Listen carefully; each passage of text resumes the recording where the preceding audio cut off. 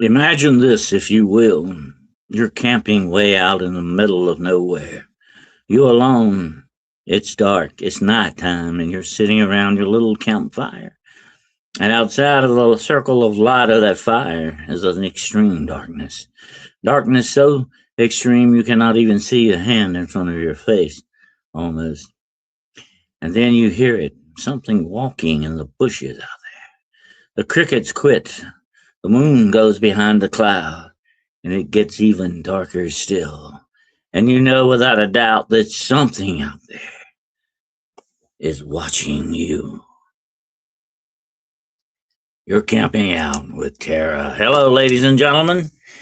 It is 8 o'clock on the top of the hour on the eastern seaboard of the United States of America, and this is another edition of Paranormal Point of View on Hunting the Shadows YouTube podcast channel. Welcome aboard, all of you, and we hope you will have an enjoyable evening ahead. We have quite a lot of things to hit on. I want to welcome all you ladies and gentlemen and all you fine people out there in podcast land. Come on in, pull up a tombstone, and make yourself at home, as they used to say in the old horror movie host shows.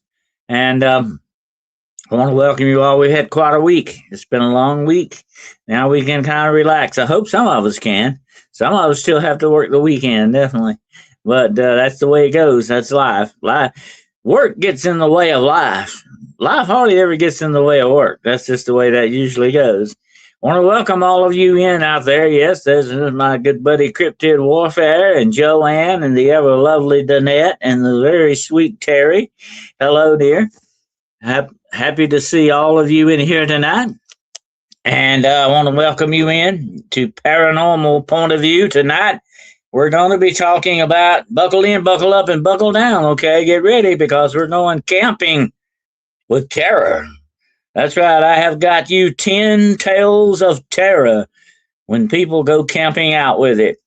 What happens when your camping expedition goes sideways and you end up going into the woods of the unknown, okay? That's what we're going to be talking about tonight. And I've got some really freaky stuff. So if you're prone to fainting spells, and you have, a faint heart, you might want to skip this program because it's going to get downright scary here in a few minutes, folks.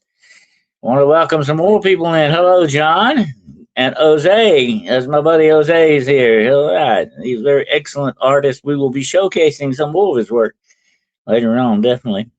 But he did a great drawing of Dogman. That's one of my favorites. And I will have to be showing that very soon. I want to welcome in all of you tonight. Thank you for being here. Thank you for your support of this channel. We're all part of the pack, okay? The pack is a family, and that's what we are. And you are all part of the pack, without a doubt. You're the Shadow Wolves, and they are an extremely exceptional pack of wolves. Don't doubt that one bit. Because we own the night. We hunt the shadows. Absolutely. And, I've done, over the years, I've spent a lot of time out in the forest, out in the woods, as a cryptid hunter, as a monster hunter. That you got to go where they're supposed to be most of the time. And believe me, I've spent a lot of time. And I love the woods, though. I love the outdoors. It's the cathedral of God. You feel like you're in a sacred place. To me, it's sacred. It has nature has a sacred, part to it, a ramification to it that I feel whenever I go out there. And I feel like I'm at home, I know that's kind of strange, but I do. And, it's good to I told somebody the other day, take your shoes off, go barefoot, curl your toes up in the dirt, in the sand, in the grass, and ground yourself once in a while. You were meant to be that way because you are people of Earth. Whatever situation is, whoever you're kin to, don't ever forget you belong to Mother Nature. You belong to Mother Earth. And you need to ground with her once in a while. You need to get in touch with her. And once in a while, you definitely need to, clear the cobwebs out of your life and go have an adventure. Without a doubt, you need to get out there and get away from modern stuff, get away from the cell phones and the TVs and other people, and get out there by yourself, or with a group. It's better, really safer nowadays to go with a group. I'm going to tell you something. I've talked to a lot of park rangers in my days. Okay, I like park rangers. I was telling somebody this the other day. Park rangers have told me most of them will agree on the statement I'm about to make. We do our jobs and we take pride in our jobs, but we do not go out in the woods at night. Did you get that? They have a reason for that, and that's what this show is about tonight. All right. So I've had a very busy week myself. Had a great show yesterday with my good friend Chantel Mayberg on Aquarius Rising Africa. We did werewolves and wolf walkers. If you want to check that out, it's on my YouTube channel as well. Okay, the link is there. Go check it out. It was a fantastic show and very interesting. And she and I always have some good shows together.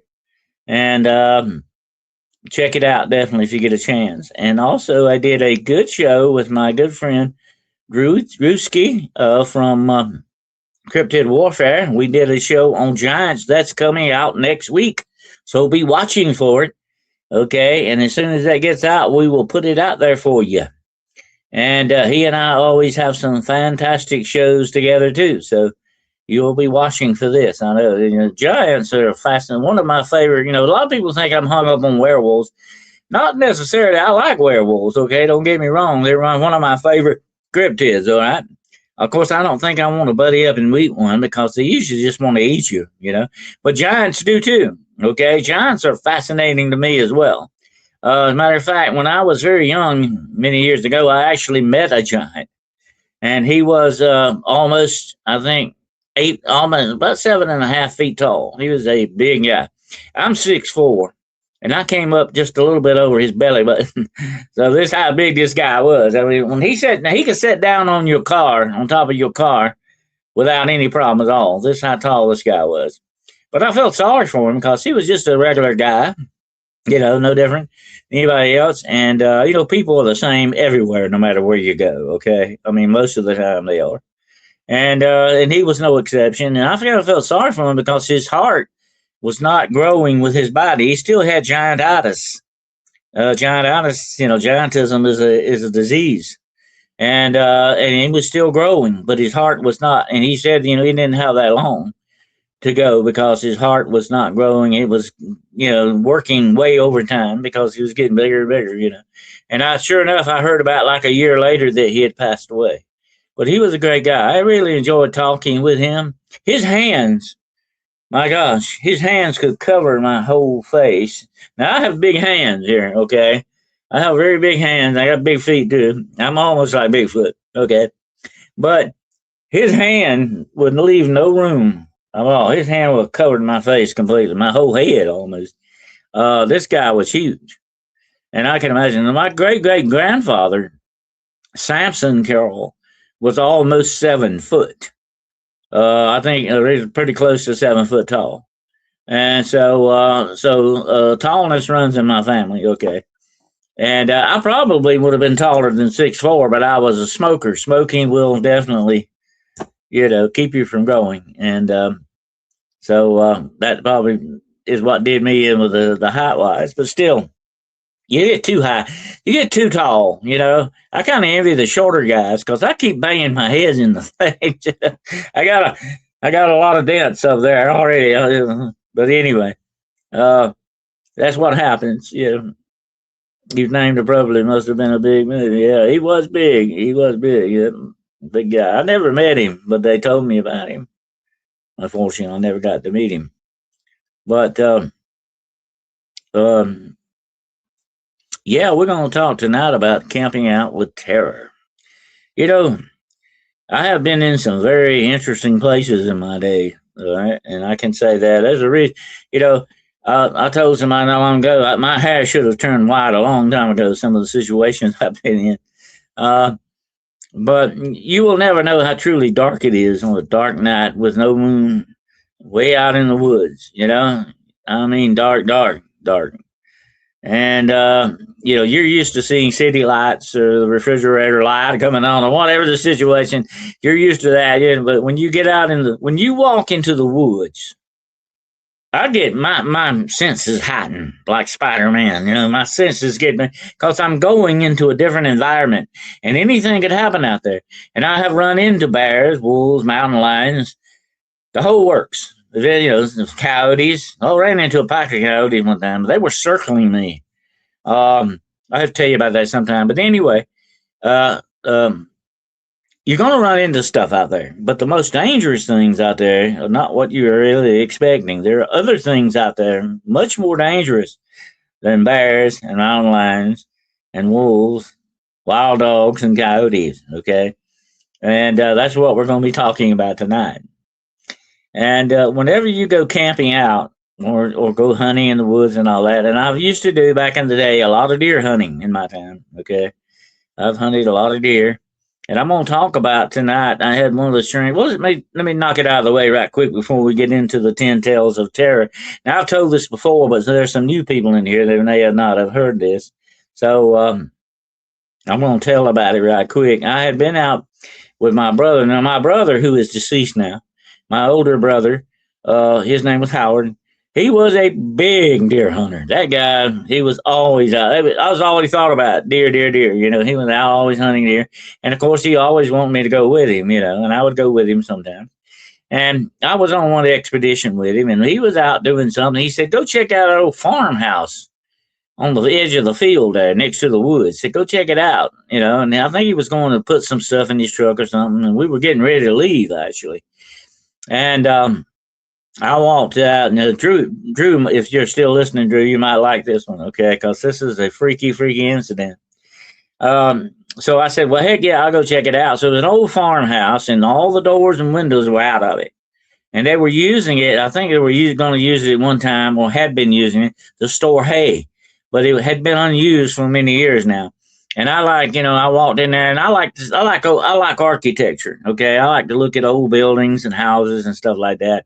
I love art. I love architecture. And I would have probably in another lifetime, I would have been an architect, okay, because I would love to build things like that. So anyway, I said, I'm going to go check it out because it's an old farmhouse. So like something from the 1930s or something, And you could tell, well, it still had a porch on it, You could tell it was from that era, So I walk up to it, and I'm looking around, and I go into the front door. There's no door. There's no door, but there's a doorway. I go in the front doorway, and I see an old mattress, with some beer cans around. I said, people have been camping out in this thing, hanging out in there. So I'm walking around looking at the rooms, looking at some of the wood paneling, and it was amazing. It was very old. And I go into another room towards the back of the house, but I don't get into the room because this room, I stop immediately. This room is stuffed full of branches. Tree branches, not big ones, little ones, And I said, what the heck is this? It was stuffed full. You could not walk in there, but I could see through it, and I could see a little bit of a window over, a window to the outside on the other side of this big. It was a big old pile of these, and I mean, high as my head pile of tree limbs in this room. So, I said, what the heck is this? What are they doing with this? And about the time I stopped and looked, I heard something in the room, and I heard it, and I looked, and I saw something going out that window. I can't tell you what it was. I just very quickly saw something. I can't tell you what it was. But I saw it go out the window, so I immediately turned around and ran back out the front to see if I could see what it was, So what was this? Some kind of doggone dog man nest? Or some kind of Bigfoot nest, or what the heck it was, because it was very weird. So I started around the house, and this house was sitting in a field next to the big patch of woods we'd been hunting in somewhat that day, And so I saw something disappearing into these woods. So I start through the field to go there. So I'm gonna track this thing. What the heck was that? I thought it might have been a bear, but it was moving faster than a bear. Although bears can move very fast, this was faster than a bear. Definitely, this was not a bear. Okay, whatever it was not a bear. And I look down, and I see some weird looking footprints in the field here. I said, what the heck is that? That's weird looking. But I didn't get a chance to look at them. went on because I wanted to go on into the woods. So I left the field and into the woods and went in. I went in a good ways, but couldn't see anything. And I remembered that we had seen an old whale that was there. And I said, well, I better stop. It's getting late. I might fall in the whale. So I'm just going to stop and let it go. So I said, I'm going to go back to the field and look at those tracks again because I'm a tracker. I like to track things. Tracks will tell you a story if you know how to read them right. So I go back and I cannot find those tracks. And I know I saw them. They're just gone. Okay. So I told my brother about this incident. He said, well, there's a lot of weird things out here, Dennis. There's a lot of stuff goes on like that.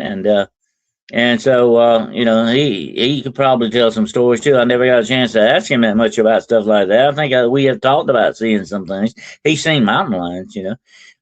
Anyway, I said, I made a note to myself, I'm coming back and take pictures of that nest, that whatever that is in that room.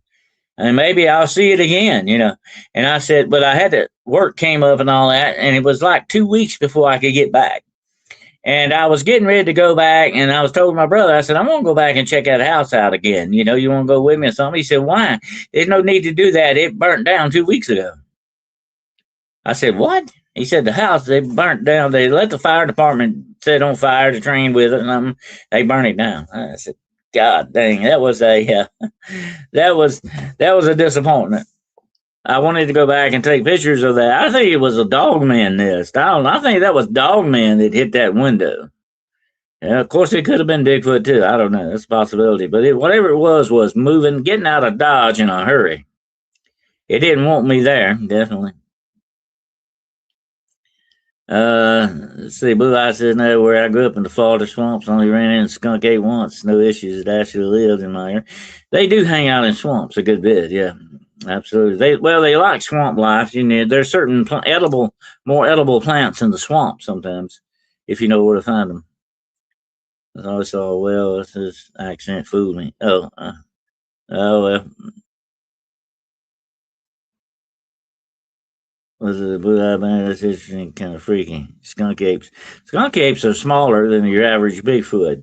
A little bit smaller. And by small, we mean like around 7 foot, maybe 8. The Bigfoot I saw many years ago was well over 8 foot tall. He was a big boy.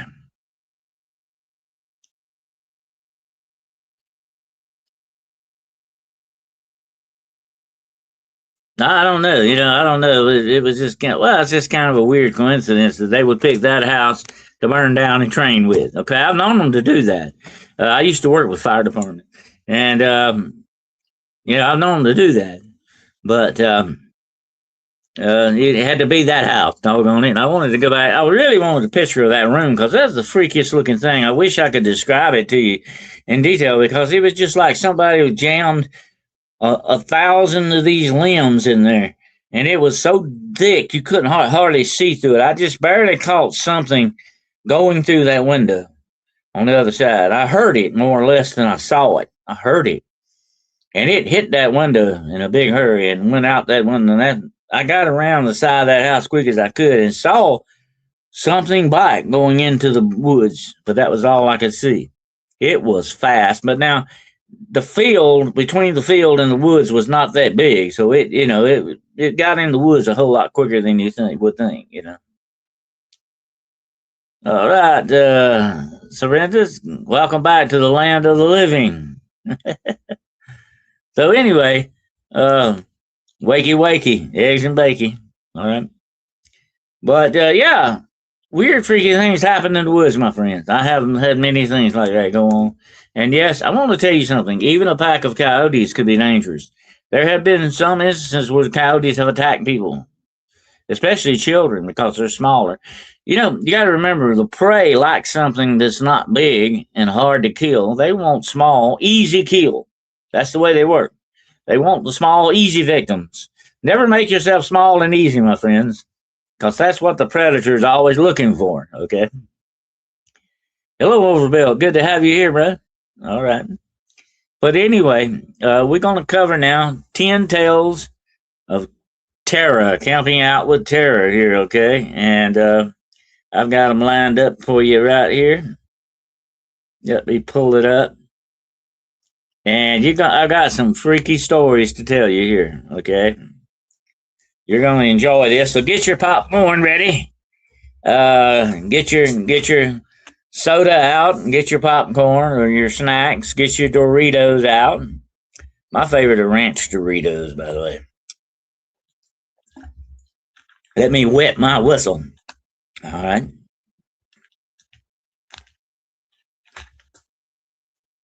Hello, Carol. Trumpeter is here. My gosh. Hello. Good to have you here, Carol. All right. I've got 10 tales of camping out with Tara here. Okay. And I'm gonna run down the list for you, and I got a bonus for you. Okay, you're good guys, and I'm gonna give you a bonus story tonight. Okay, and it's a freaky one.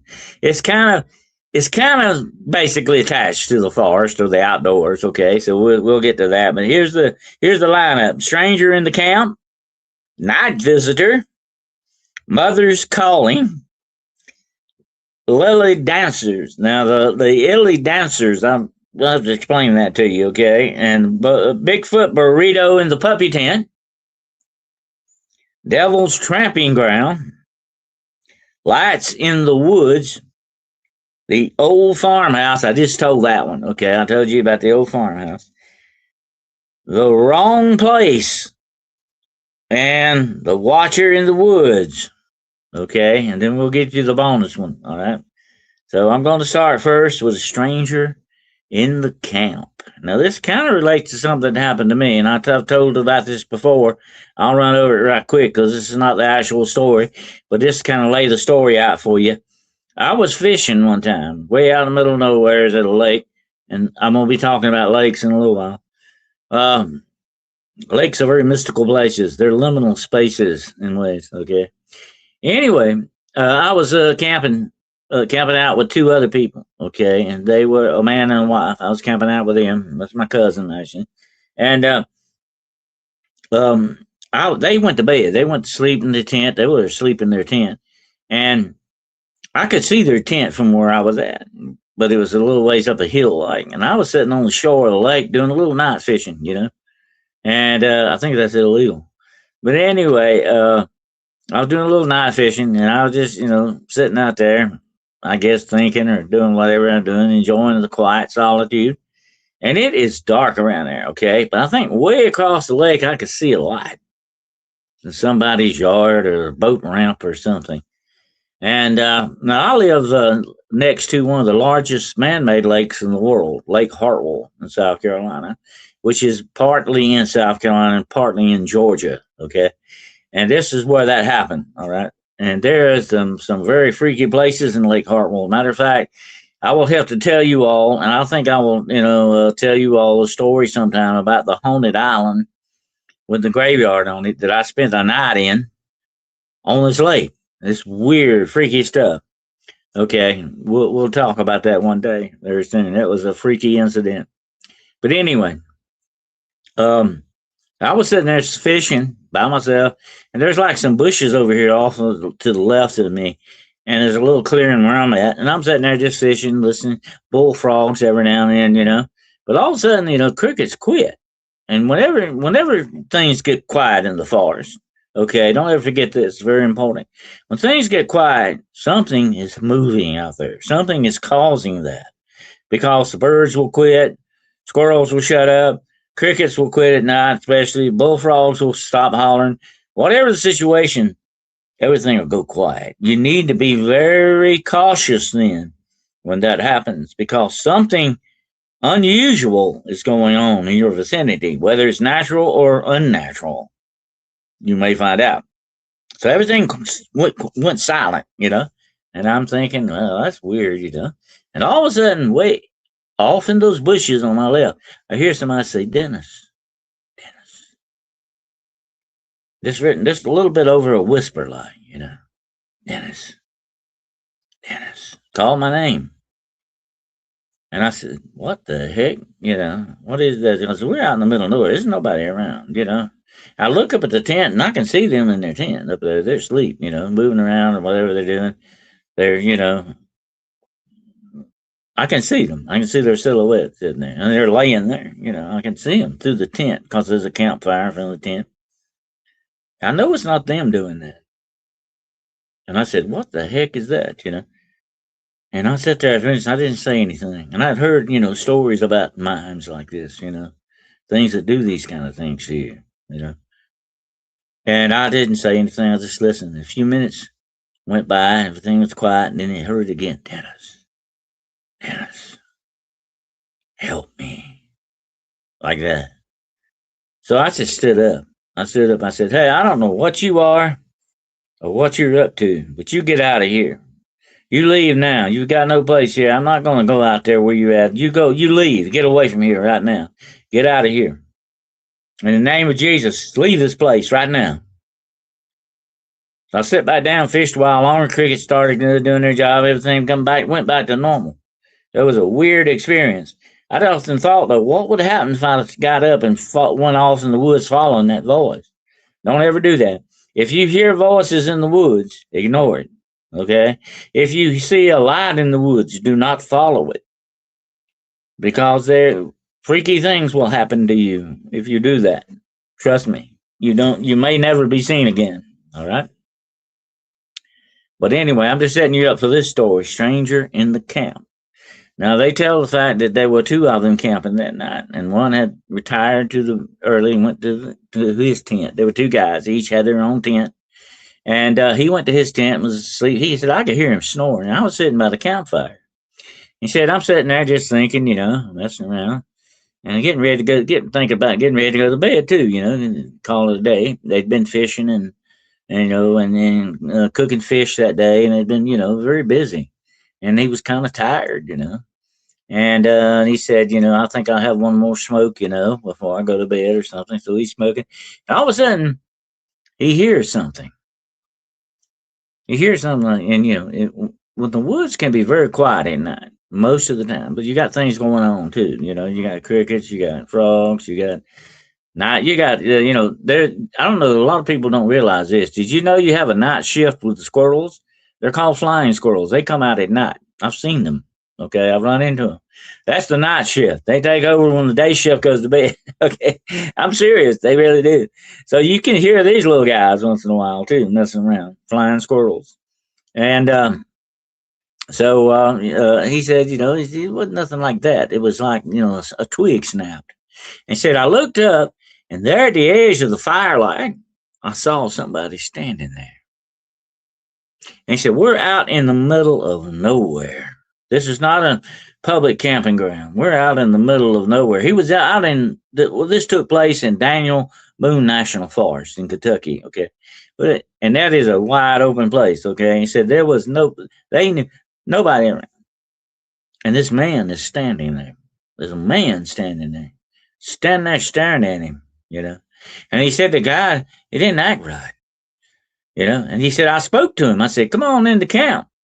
Come on in, If you come up on a camp out in the woods, day or night, you always holler out, hey, camp, can I come in? Or, hey, camp, can I come in or whatever? You always notify them that you're there. That's courtesy. That's common courtesy. I've done it. I've had people do it. Say, hey, camp, hey, camp, it's me. Or what? Let me in or what? You do that out of common courtesy. This guy was just standing there in the dark, in the shadows, staring at this guy by the campfire. And he said, I got very freaked out by this. Of course, anybody would. Think about this situation, okay? This guy just standing there staring at him. He said, now the guy was probably maybe 6 foot, kind of skinny. And he told what he looked like. He said he was pale, very pale looking guy. And he said that's when he noticed something. The guy was dripping wet. Okay? The guy was dripping wet. And he said it had not been raining. There was no reason for this guy to be wet. He said they were by a lake. Okay? And he said, my God, did this guy just come out, fall in the lake? Or did he come out of the lake or what? Because he could see water on this guy, And the guy was just standing there. And he talked about his hair being wet, slicked down, and all that stuff. And the guy was just staring at him. So he said, I'm going to go get my friend and see this. I'm going to go wake him up. And we got something going on here, you know. And he thought, of course, there's safety in more numbers, you know, with that. So he's turned to the tent to go get his friend and looked back. The guy was gone. He said, I got up. I took my flashlight. I walked over there. He said, I could have heard him walking through the woods. You know, because this was a very, what we call tight woods. In other words, they had a lot of bushes, brambles, and stuff. You don't walk through there without making a noise. Put it that way. Anything, I don't care if it's a bear or anything, it's going to make a noise coming through brush like that, okay? Unless it's a wide open forest where there is no, you know, only grass under the trees and maybe leaves, you still don't have noise, okay? You know, listen, you know, you hear the noise. Nothing. It was just, he said it was just quiet as a tune, you know? And he said, I went over there where the guy was standing. There was a puddle of water there. So this scared me so bad. Said I went back and woke my friend up. And I told him, I said, there's something crazy, creepy going on around here, you know? And he said, why? You know, asked him, he told him about the guy standing there in the puddle of water and the guy was wet and all that. And then his friend had the funniest looking look on his face. And he said, oh my God. He said, I think I know what you saw.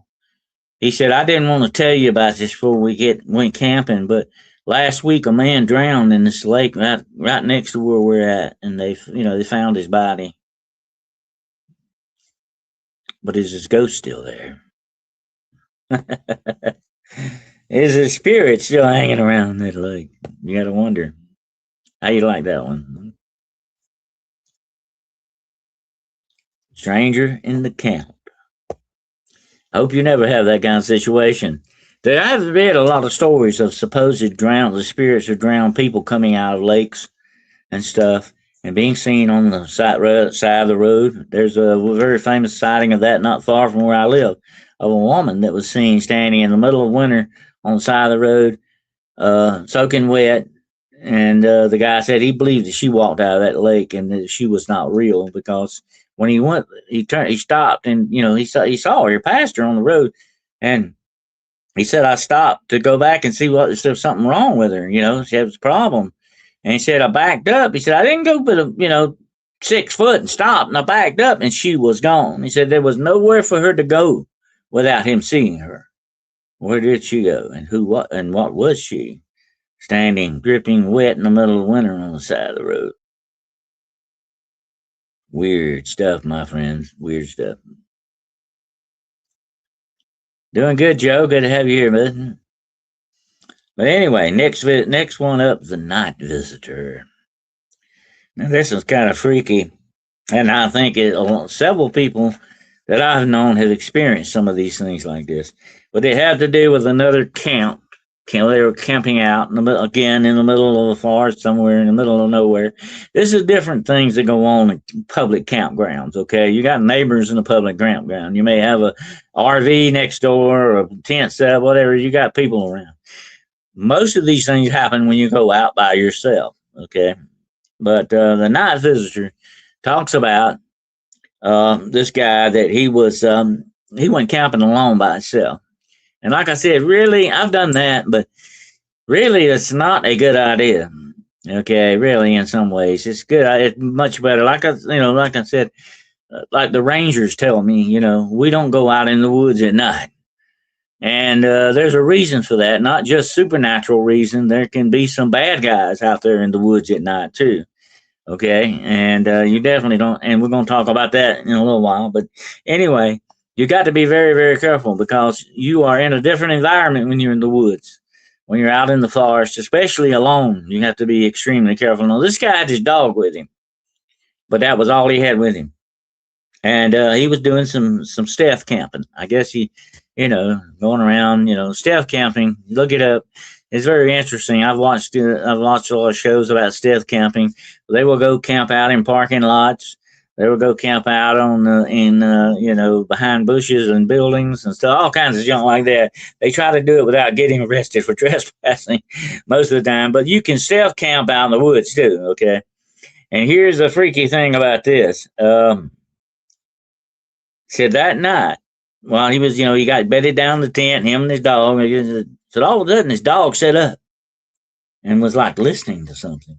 The dog got kind of, and he said, "What's going on with the dog? I just took him out a little while ago." And the dog kind of looked at him and he looked back and he said, "That's when I heard something walking around my camp in the bushes. But I could hear it plainly. I could hear the footsteps of it." And he said, and it was like circling my camp. So I could hear it. And he said, that was weird. He said, "Is that a bear or what? What's going on here?" And said, as he sat there and listened, and the dog listened too. Okay, the dog, he said, is very active, very strange, because usually that dog would bark at things. The dog would remain completely silent and just kept listening. And he said the dog looked like it was kind of scared. It was kind of, upset. And I've said before about dogs. I used to take one investigating with me in certain instances. I trust them over scientific instruments because they don't lie to you. They only tell you what they know or what they're experiencing. They're very straightforward with you on that. They're not going to, misconstrue anything like that. So he's getting kind of, worried about this. What is that out there? And he said, and I hear it, and he said, honest to gosh, I can tell that this circle is getting tighter. It's getting closer to my tent. Can you imagine this? You hear these footsteps out in the night. It's dark. It's like 3 o'clock in the morning, and here you got something circling your camp. And it said all of a sudden it stopped. It stopped. It was very close and then it stopped. He said that was worse than listening to it because everything got quiet, and the dog kind of whined a little bit and laid down. Now, when dogs do that most of the time, it means they can't understand something. There's something that bothers them. They don't understand it, okay? Because I can read dogs. I know they have their own language. If you'll study it, you can understand a lot of times what they're trying to tell you. He said the dog laid down. And Joe says he still camp with a pickup and a 30-foot camper in Bay City, Michigan for a year and never got caught. That's pretty good. Anyway, the dog lays down and whines a little bit. And the guy says, what's going on now? It's quiet, All of a sudden he hears something. He said, what is that? And he looks over there, and honest to gosh, the zipper is slowly zipping up. It's slowly opening. The zipper is. And he said, oh my God, I reached over there and I grabbed that zipper. And I pulled it back down. And said, I heard the footsteps again take up. And he said it was still circling around the tent. He said, very close this time. So he said, all night long until it got daylight. Whatever it was, walked around and around that tent. Now, I'm going to tell you this, my friends. I don't know what that was out there. Was it Bigfoot? Was it Dogman? What the heck was it? Was it some psychomaniac? Because bears do not unzip tents. If a bear wants in your tent, he's going to make his own opening. Okay, I've heard of that happening too. They don't unzip tents.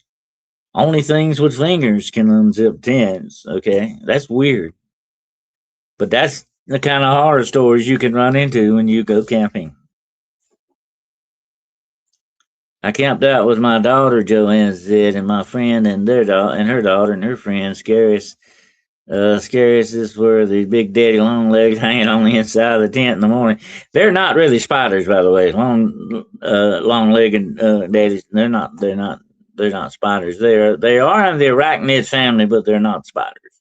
There's something different than that. But anyway, I won't get into the scientific thing on that. But that's the night. This is your mother's calling. Is another weird incident that happened. And this guy had been, him and his wife had been hunting. And they were doing a little hunting that day. And they had a camp out in the woods. Again, middle of the sticks and middle of nowhere. And they had a nice dinner. They, cooked. They were sitting around a campfire, had some marshmallows, had some s'mores, We're getting ready to turn in. And they were sitting there at the campfire, watching the fire. Campfires, I don't know. They kind of make me reflective, make me want to think or tell stories or whatever, That's the way campfires do me, okay? We should all sit around the campfire one night and tell stories, okay? That would be neat. But anyway, so they're just sitting there, but just quiet time, getting ready to think about getting up to go to bed. And all of a sudden, they hear a voice out in the woods. And the voice says, Daniel. This guy's name was Daniel. Said, Daniel, Daniel, like that. And the wife said, who is that?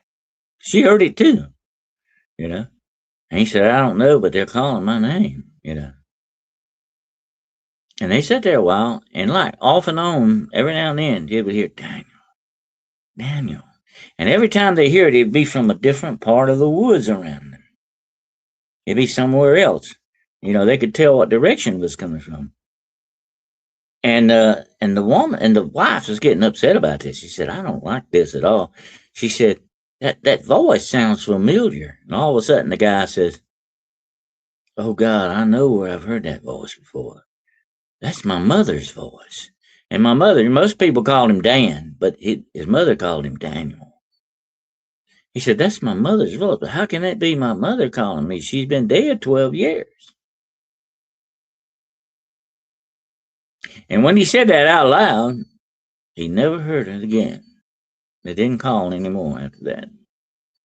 He said, nevertheless, they did not sleep that night. Mother's calling. There's some really weird things go on out there, my friends. You never know what you may encounter in the darkness of the forest.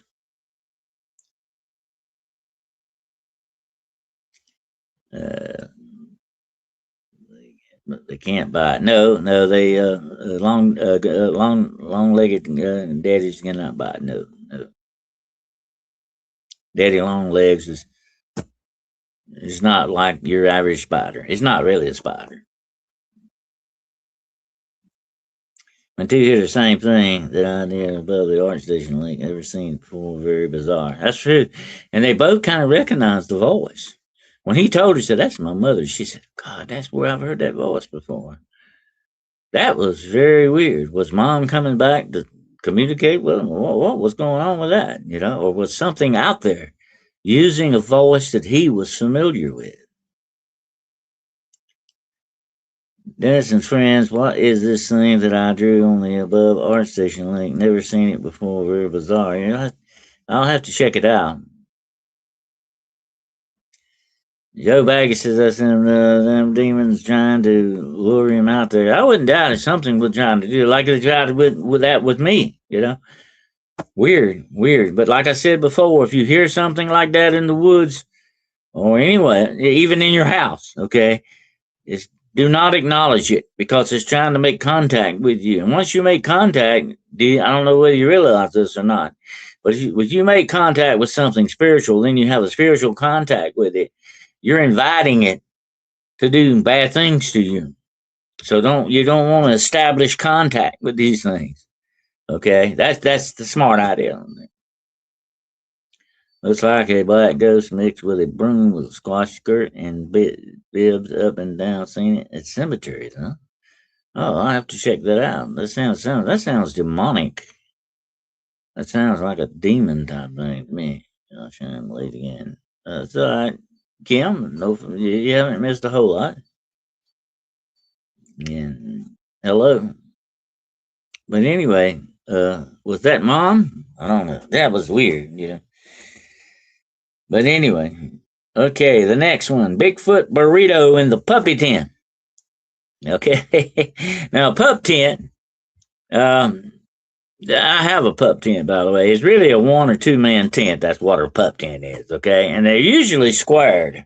They're usually square tents, you know. And what I have might not be classified as a pup tent because it's round and not square. Okay, but that's your average pup tent. Matter of fact, I have a picture somewhere. I've got a little ceramic thing of Bigfoot around here sleeping in a pup tent. Okay. Anyway, it's a Christmas tree ornament. I gave a good friend of mine one of these too. I don't know. She probably still does not have it now. But anyway, I gave Jessica a Bigfoot sleeping in a pup tent Christmas tree ornament. It's about that big, you know. Anyway,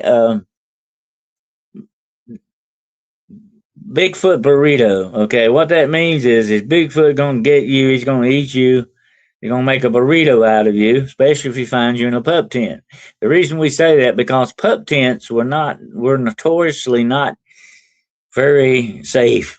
They had ends. The ends on them were kind of open. Okay, they were army style tents. Okay, and in the army, you didn't worry about safety because you got a bunch of soldiers around you. Okay, so that's the way the old pup tents went. So it said we always said it was kind of dangerous, but also you could be a Bigfoot burrito in a hammock.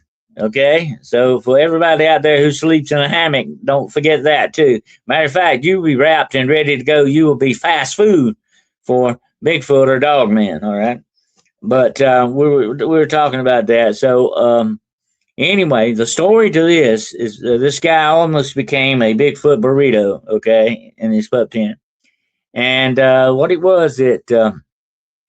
He was camping by himself, him and his dog, another guy with his dog this time, another one. And they had wanted to go out scouting around, looking around, He might have been stealth camping too, I don't know. But they wanted to go out, kind of checking around and all that. And so he had a lot of food, okay? Now he did something stupid. If you're gonna go camping and you're gonna bring food with you to eat, you gotta have your dinner, unless you're gonna kill or fish what you're gonna get. If you ever have food, you put it in a bag and you hang it in a tree so nothing can get to it. Because if you don't, you will have Yogi Bear in your camp looking for a picnic basket, okay? So that's a smart thing to do, and this guy didn't do that. And so he left the food in a ice chest, okay? And he gets back to camp, him and his dog, and he said, something has tore his camp up. The tent is tore, the food, the ice boxes, the lids off of it. And he said, this was not a person. Because usually if you steal something, you don't take time to rip the lid off of an ice chest. This was something else, and he supposedly found something that looked very much like, we'll do a campfire when I head down your place. Yeah, we'll have to do that. I have a campfire out in the backyard. I have a fire pit. We'll have to work on that. So anyway, he said I could tell this was not a person that did this, and he stole all his food. And the only food, but there was some food left. He didn't get his onions. He didn't get his squash. And some other things he had. He's gonna cut up and he's gonna make like a beef stew. He stole all the meat.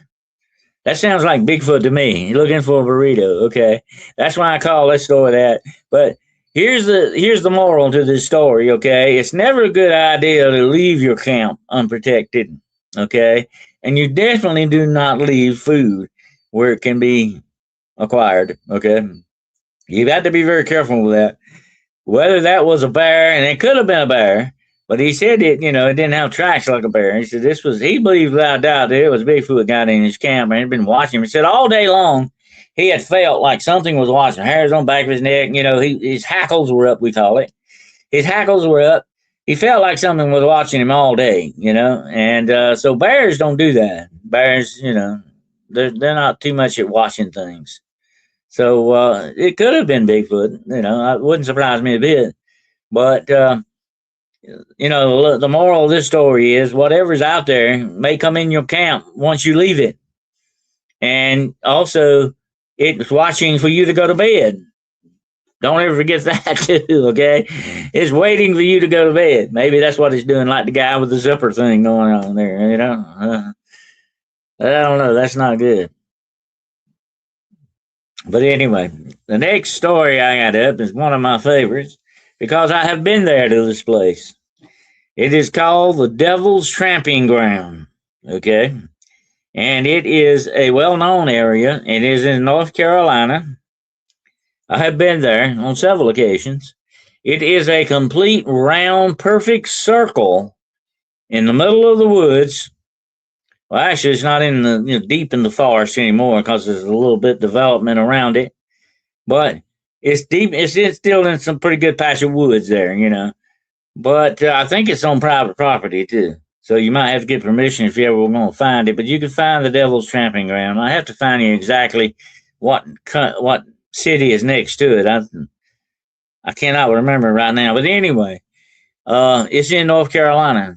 And the legend of this place is this: nothing will grow in this circle.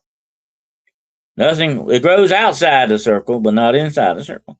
And there are legends. The reason I included this about people camping, and I'll tell you about that in a minute. But the reason the thing's got is called the Devil's Tramping Ground is according to legend. This is where the devil walks this circle every night, thinking up evil things to do to people, thinking up evil and bad things to do to the world. And he paces a circle, and that's why nothing will grow there. Okay, that's the legend of the Devil's Tramping Ground.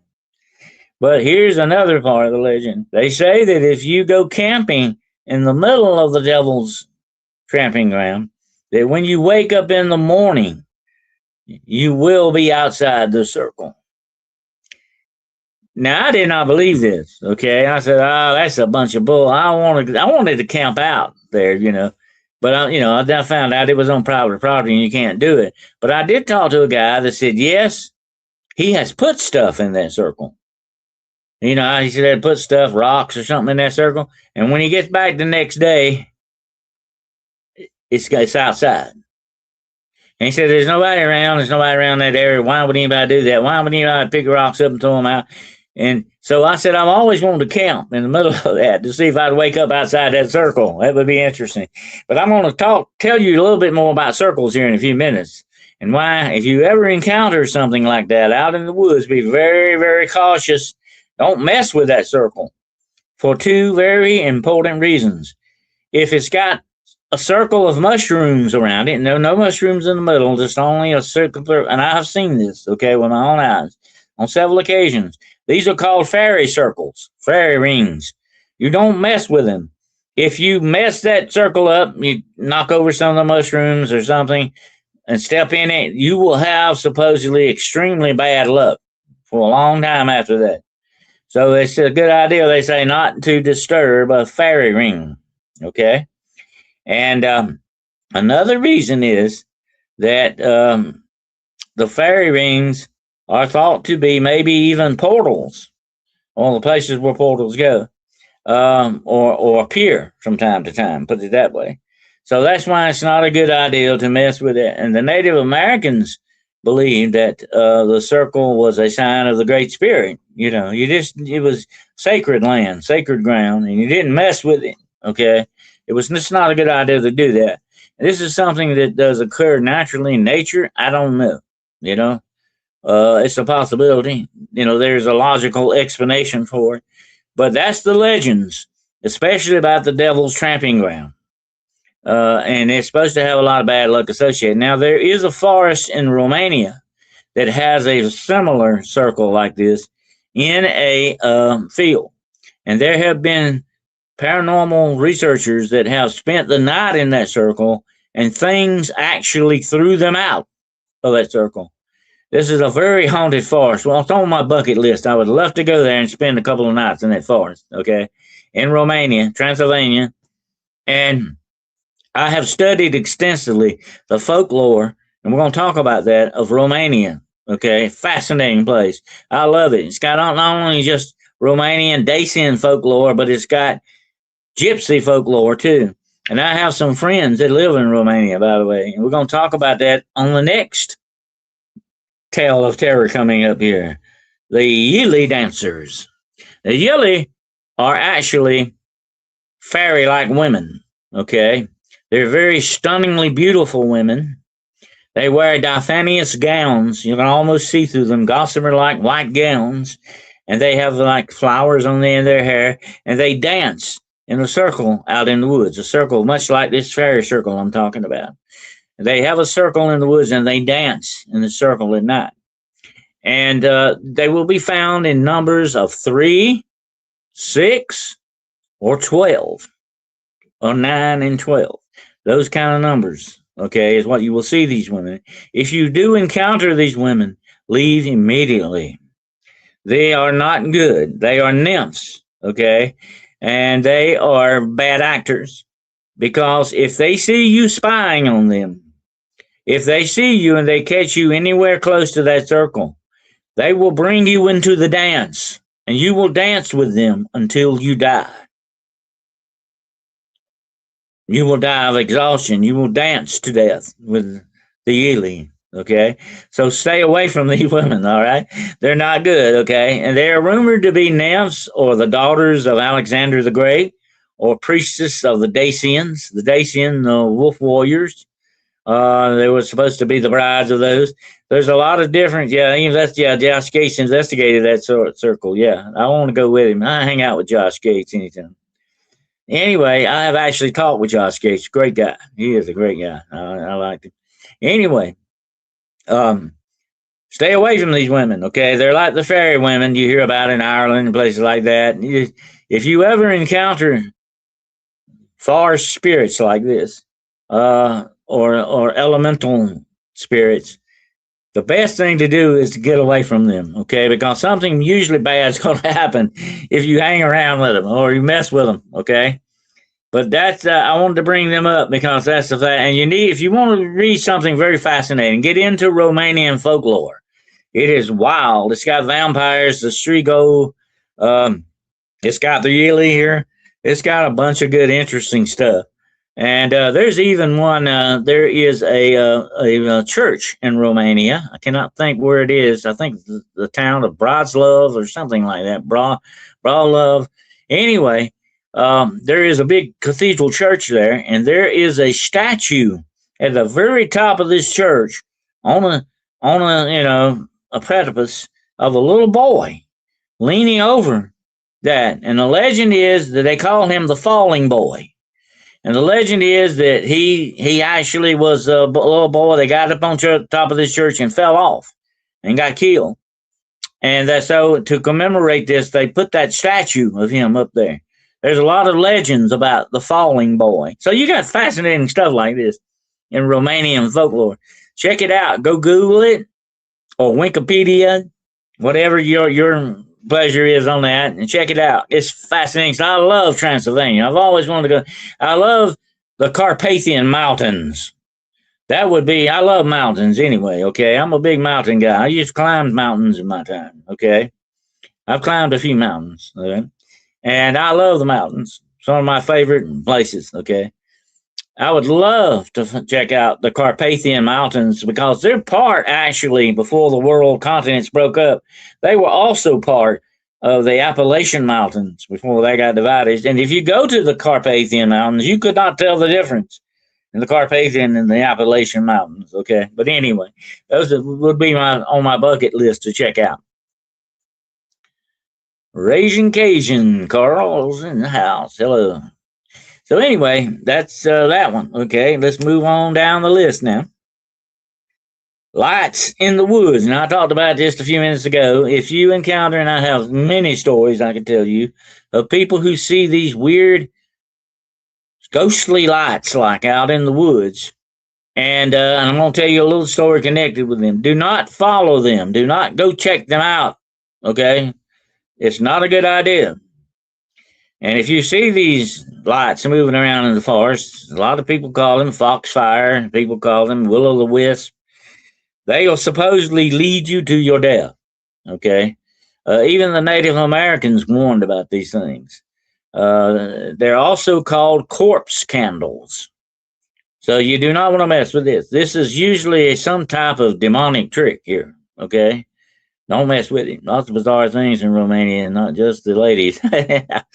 Those ladies, I don't think I want to go date those gals. Okay, I don't think I want to date with those gals. You might never come. I don't think dancing to death would be a torture. God, my gosh, that's a horrible way to go. How you know about wild, wacky Romanians will not lose it? I have known some Romanian ladies in my times, okay? By the way, and Hungarian ladies too, by the way. You need to study about the Dacian wolf warriors too. They were very much like the Uffendar, the Vikings. They were bad warriors. Alexander the Great could tell you all about them. But anyway, moving along. Back to the lights. The lights in the woods of the story I'm about to tell you truly happened, and this happened. I think this happened in Daniel Boone National Forest in Kentucky as well. Okay, the two guys were out camping and they had been fishing all day, doing some hunting, fishing, and all that. They were getting ready to turn in that night, and they saw some lights out in the woods. Now they wasn't like I said, they're out way out in the sticks, away from anybody. And so, being two wild and crazy guys, they said, "Let's go check these lights out. What's going on? These lights out in the woods, are there people walking around with flashlights?" So you can tell if there's a lantern or a flashlight. You can tell by the way it lights up. And this was more like a lamp, a lantern, than it was a flashlight. Okay. Just wanted to mention I came inside, opened the bedroom door to see the lamp changing light colors. Usually you click it and choose the color and it stays and it's still changing colors. Uh-oh, Joanne, somebody's trying to tell you something. Maybe you need a new lamp. Something going on with that. I think it's missed because there's a black helicopter over my house earlier today and living maybe season beetle maybe. Are they back again, huh? They're supposedly checking the power lines out, right? Supposedly. But anyway, they said, "Let's go check these lights out." Okay. Well, guess what they found out when they went to look into these lights? It turned out they were guys holding these torches, guys with black robes and hoods in a circle out in the woods. They almost got themselves killed because they were spying on a bunch of Satanists doing some stuff out in the woods. And what I've warned you about before, okay, is that if you come up on some type of ritual area out in the woods, get the heck out of there immediately, because they have put guardians over it, whether they're human or inhuman guardians. William knows this. The American Indians were able to do this with their sacred grounds. They put guardians over them. They put guardian spirits there. Witches do this too, okay? Satanists can do this too. You need to get the heck out of there, okay, very quickly. And don't go back. Don't hang around a place like that, because you're asking for trouble. Like these two guys, they tracked these guys for 2 or 3 hours, running them through the woods, so they got completely lost, getting away from these guys. They were trying to kill them. And the next day, they finally got back to their camp, and it was daylight, and they went and got the sheriff. And the sheriff came out there, and they looked around and could not find that circle. The sheriff acted like he didn't believe them. Said, "Were you guys drinking that night? Were you doing a little smoking there? Well, what were you doing out here, The sheriff didn't believe them because he couldn't find any trace. But that's exactly what they do. They can remove traces of this, okay? Just do not follow lights out in the woods, okay? That's a good idea. You don't want to end up in the middle of your own horror movie, okay? Because these guys were extremely lucky that they lived to tell about that experience. Because most of the time, people don't. Look at something that's bad tonight. I'll be listening to this. That's okay, man. So anyway, don't follow the lights, okay? If you see a light in the woods and it's not somebody hollering, "Help, save me," or somebody's killing me, if it's nothing like that, do not go follow that light, okay? The wrong place, okay? The wrong place happened to a friend of mine. This is another one, okay? And my friend, he was a very big hunter, okay? His name, what's the name now? I haven't seen him. His name was Ben. Now, Ben was a big hunter. And he told me about this incident that happened with him. Said he was way out in the woods, the middle of nowhere again. Where is that middle of nowhere? I found a sign one day, said middle of nowhere. I knew where I was at. Okay. Anyway, he said he was out hunting and he stepped over. It was like he told me that he come up on an old fence, okay, old barbed wire fence, and it only had a couple of strands left in it. It was an old cow pasture, I guess, or something like that. He said I went to step over it. It was on his trail. Said he had never been through there. And he said, I stepped over and I went on down in this, looking around for deer tracks or whatever he's doing. And he said, maybe 45 minutes later, he went back along that same path and he got back to that fence, same place that he crossed over. And said, I put one foot over on the other side and looked down, and there laying on the ground, of all things in the world, what do you think? There laying on the ground was a heart. That's what I'm the organ now, a heart. Okay, flesh and blood heart. Okay. And he said, I said, what? I said, what kind of heart was it? Was, a deer heart? Did somebody cut the heart out of a deer? Or was it a human heart? He said, I don't know. He said, it did not look like a deer heart. He said, it looked kind of like a human heart. He said, I got the heck out of there in a big hurry. He said, I knew immediately I was in the wrong place. And said, I took off and I got back to my turn. And he said, something on the way out of that forest followed him. He said, what it was, I don't know. But something followed me because I could hear it on the trail behind me.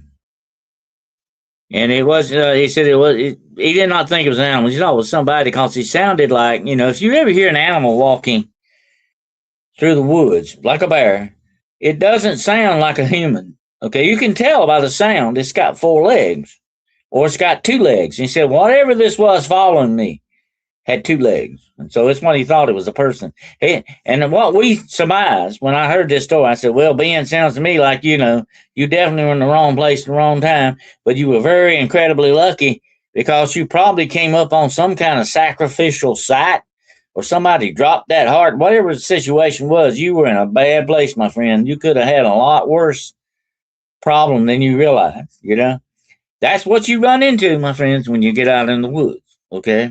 You never know what's waiting for you out there in the forest, okay? And the last thing I'm going to talk about is the watcher in the woods, okay? Now, this happened to me, and this is what led up to my Bigfoot incident.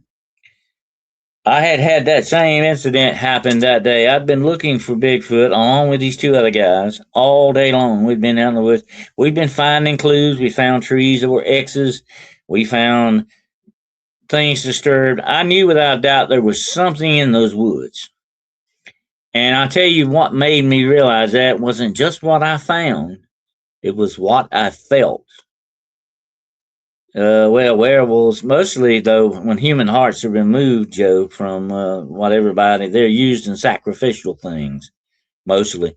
A werewolf doesn't just pull your heart out, an idiot. He just eats you and then spits you out. It's just sort of like the coup de grace, It's just something, it's the last insult. He's not really hungry for you to eat you like you would be hungry to eat a McDonald's hamburger. He's just doing that as an insult. And I'll chew you up a little bit and spit you out, you dumb butt. I eat you, I killed you. That's just the way the werewolf looks at it, And so they're not out to get a certain part. Now, there are supposedly certain cryptids or certain things that will eat your liver. I think there are even nymphs, supposedly, I talked about earlier, will kill you and eat your liver because they feel that the liver is the seat of your power. And the Viet Cong used to do that to our soldiers. They would kill in the jungle. We would find our soldiers with their livers cut out. They would actually eat human livers. They thought that gave them the power of their enemy. And some Indian tribes, American Indian tribes, would do this as well. Thank you there, William. Thank you for that $2 sticker, my brother. I appreciate that. Thank you so much, bud. I appreciate that. I hope you get to feeling better, brother. Get your mind back where it needs to be. Absolutely. Things get on our mind sometimes. They get worries and stuff, They can do that too. But anyway,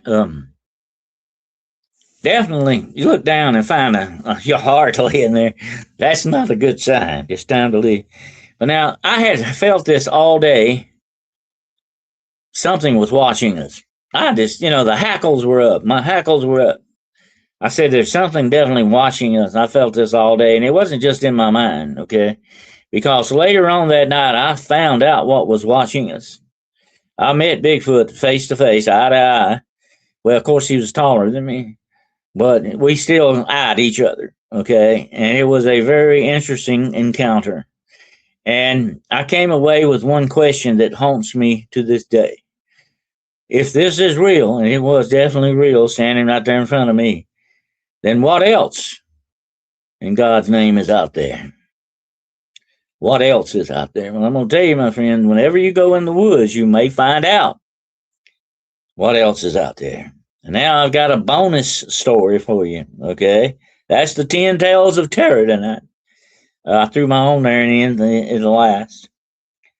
But when you feel something watching you, that is a instinct put in you by your creator. Pay attention to it. If you feel like something's watching you, something don't feel right, go with that. Because something is trying to tell you that, okay? And it's usually for a good reason. Hello, Red Pill Preacher. Good to have you here, sir. It's usually for a good reason. I think God trying to tell you something.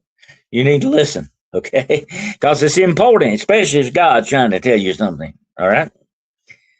But anyway, here's your bonus story.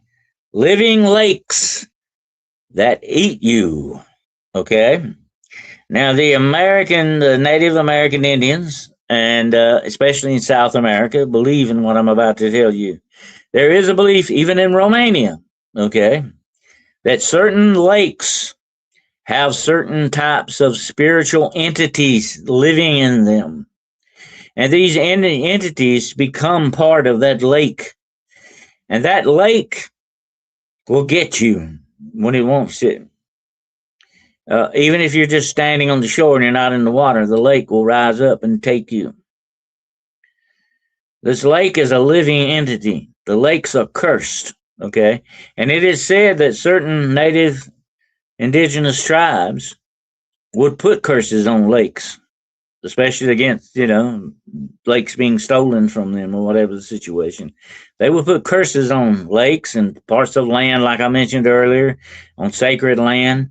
They would do this with lakes. They felt that there were a living spirit in that lake, and that every now and then that lake required a sacrifice. Are you getting? You're listening to where I'm getting at here now? Oh, it says, tell me if something calls my name, do not answer. Absolutely, Terry. Good idea not to, because something's trying to make that spiritual contact with you. Be careful. That's why I warn people about. People say, "Oh, I talk to Bigfoot. He talks to me telepathically with my mind." That's not good. Anything that touches your mind can be very, very spiritually dangerous to you.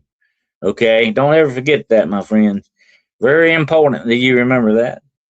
But anyway, getting back to the lakes, they felt that they had to sacrifice things to these lakes.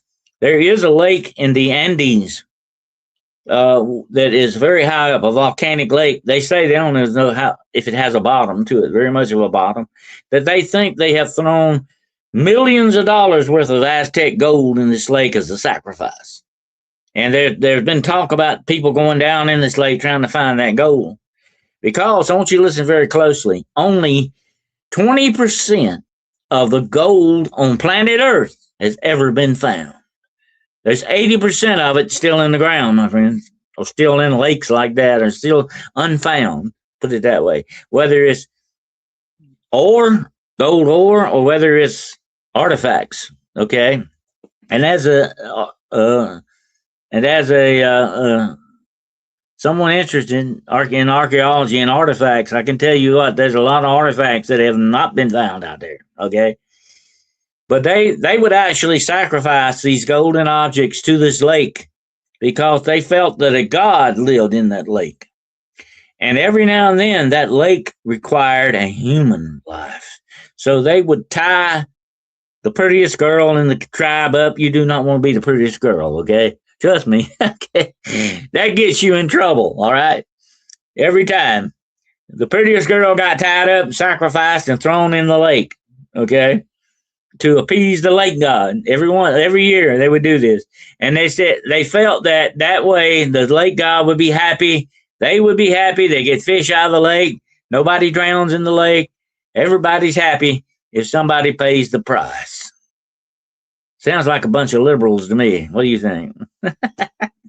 Sounds like a bunch of left-wing liberals to me. But anyway, that's the way they felt about it. To this day, there are stories, even in Romania, of lakes that have a spirit in them that require human sacrifice every once in a while to be good, okay? To stay where they need to stay. This is a big thing with some of these ancient peoples. All right. Demons of the Ring Kingdom. Yep.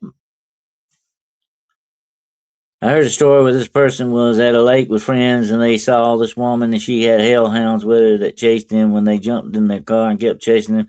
I think I've heard that too. Somebody mentioned something very similar to that. I think I heard it about it somewhere. But it doesn't surprise me.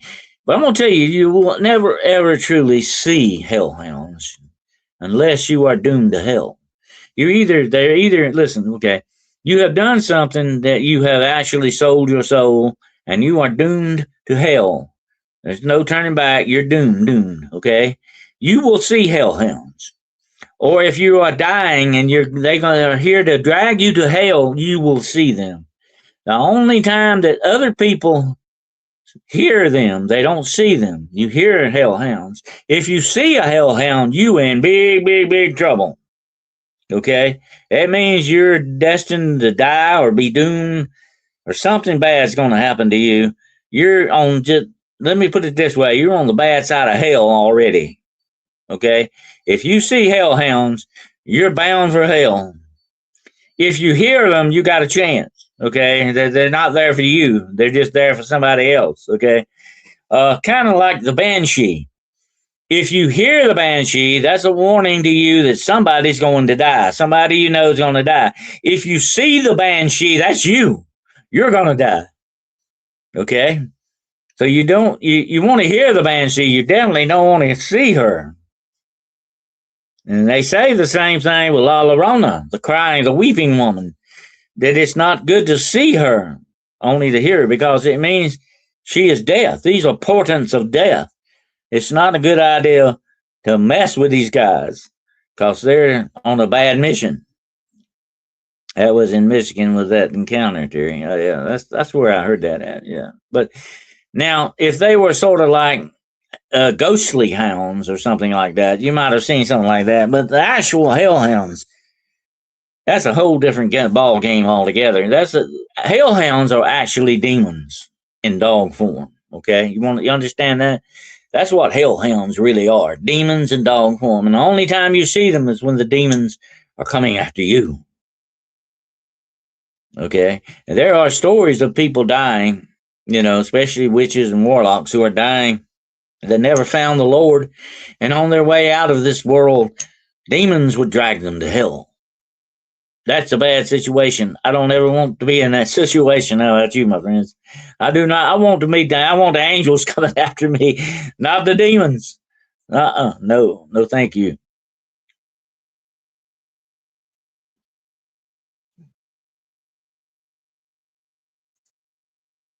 But anyway, that's my 10 tales of terror, camping terror for you tonight. I hope you enjoyed it.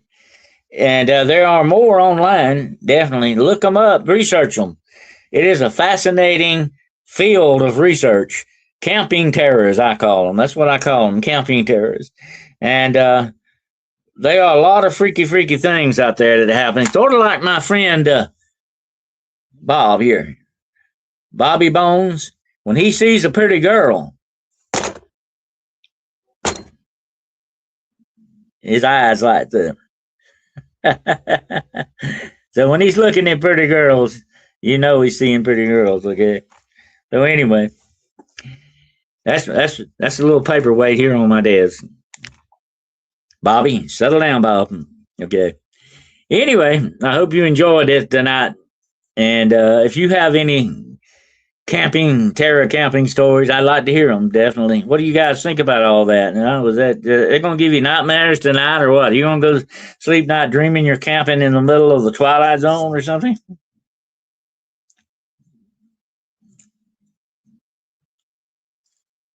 Hey, Black Magic.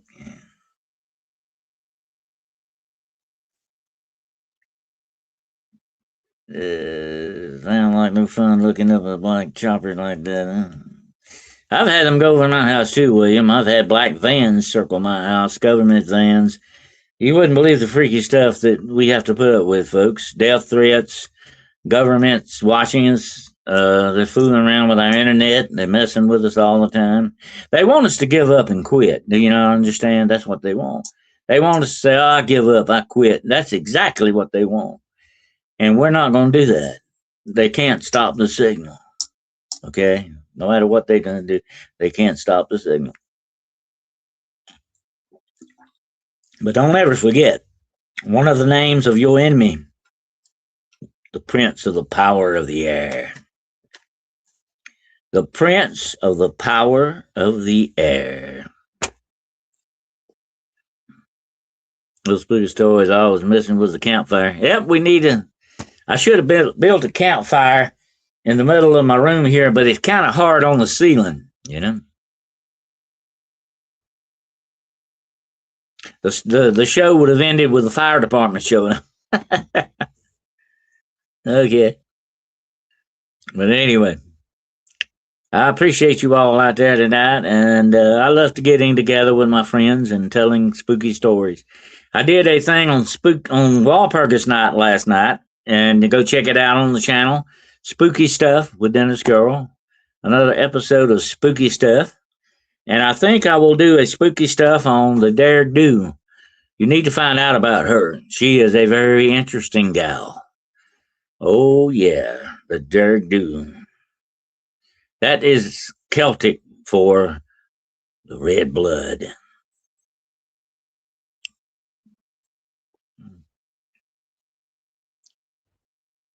But nothing is too good for my shadow wolves, okay?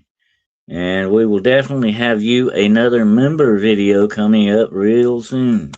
I will probably tell you about that night on that island, that haunted island in the middle of Lake Hartwell. That was a very interesting situation. That island is still there, and it's nothing but a graveyard on that island, a very old graveyard. And I had some very freaky things happen there one foggy night, all by myself in the middle of that graveyard all night long.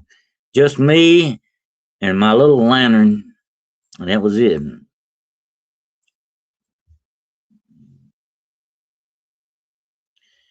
Joe says, remember, folks, do something today to make someone smile, because you never know, it might change the world.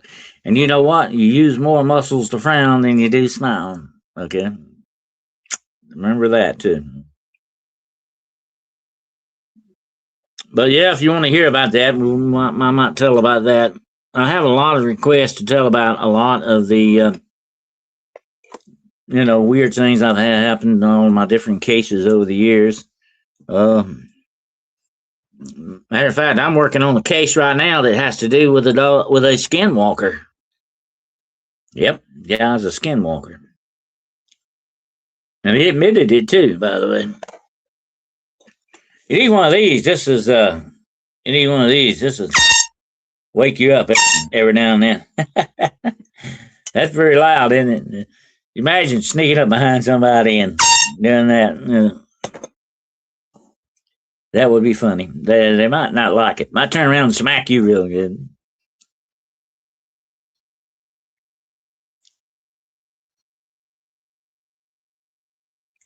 Yeah, that was that was one of the most interesting nights of my life. On that graveyard island, all by myself, till dawn. They were supposed to come pick me up, and I think I was kind of grouchy that morning. I did get my coffee. William knows all about the coffee. You got to have that stuff I call coffee the elixir of life. Yep. Got to have it. Stronger the better, right, William?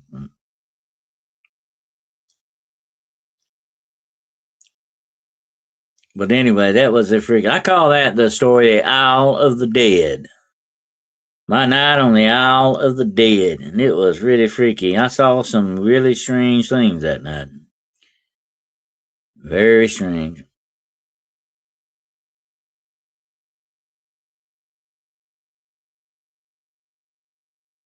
My little Kia horn is so tiny. You want an Ooga horn? I want one that plays Dixie. Remember that? then say shot caller will wake one up fast out. Maybe I need to order some shot caller. Yeah. What do? You think about name one out. Yeah, just got a cup of coffee. Oh, there you go. Drink one for me, brother. But yeah, they used to have a collar that you could put on if you start nodding off, it'll wake you up, blow a horn on you. What was that?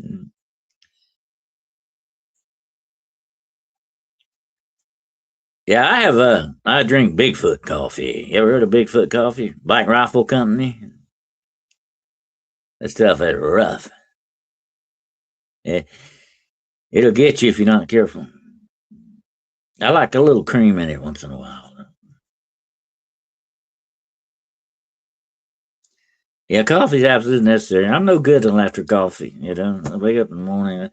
Waking up in the morning is actually me coming back from the dead. I feel. I woke up this morning. I go, it's 5:30 in the morning. I feel like a zombie. I know what a zombie feels like now. I wonder if you use a backlight flashlight while out at night in the graveyard, that would light up like the spirits just.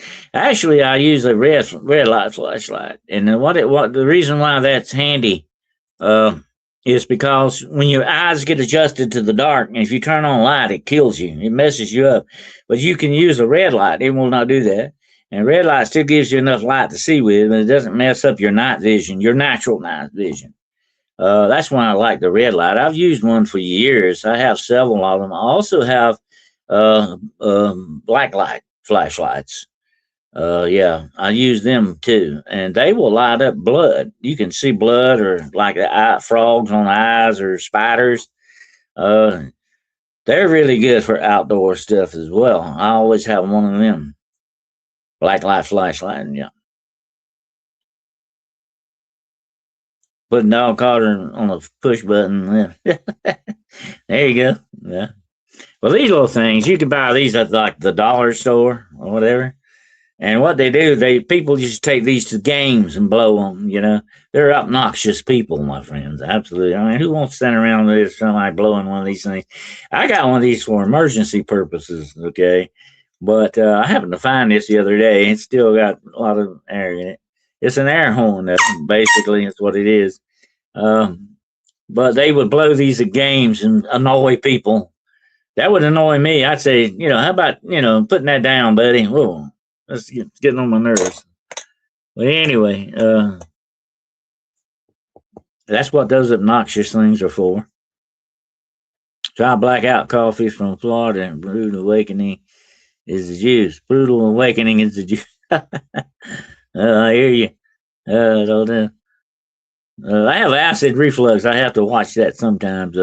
Can't get too soon. Yeah, you can see scorpions really good with them. Yeah, you can see snakes. Their eyes glow on you. Spiders, you see spiders. Spiders have a lot of eyes, by the way, and those will show up and glow like new money, shine like new money. Frogs too, but I like it because you could actually find bloodstains with it. I've used it when I was a cop. You could go over. You could see. That's what I used that night. I told you about going in that satanic basement. That building. I had a black light with me, and I turned it on. I said, "Oh yeah, that's blood on the wall." You couldn't see. Actually, you could see a little bit of the stain, but when I put that up there, I said, "Oh yeah, that is definitely that's blood stains on the wall." I could tell that was blood. Whether it was human blood or what kind of blood, I cannot say for sure on that. I didn't analyze it, but that's what those lights are good for. They really show up body fluids. That includes urine, uh, or blood, or brain matter, or whatever the situation that will show up.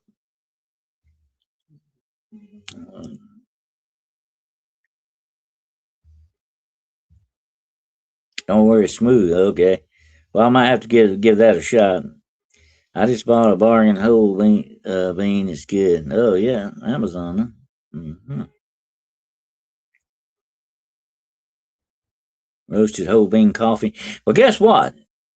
I just bought a coffee grinder, so that might be a good idea there, you know. I just bought me I've been wanting to use it on some coffee beans, you know. And I got the grinder, and then I got the little filter that goes on the cup. Once you grind it, you can put it in the filter and pour the water to it, you know. I've been wanting to try that out, so I need to get some coffee beans. Absolutely. 29.49, huh? Ooh, a little bit steep, isn't it? Might get them cheaper at the grocery store. Of course, it won't be as good a coffee, probably, as that. I think there's certain types of coffee that Scandinavian blend. Huh? Certain types of coffee taste better than others, of course. There's a different kind of flavor bases to them, definitely.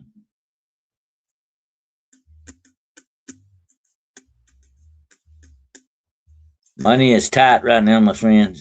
My money is so tight that it doesn't have the air to scream anymore.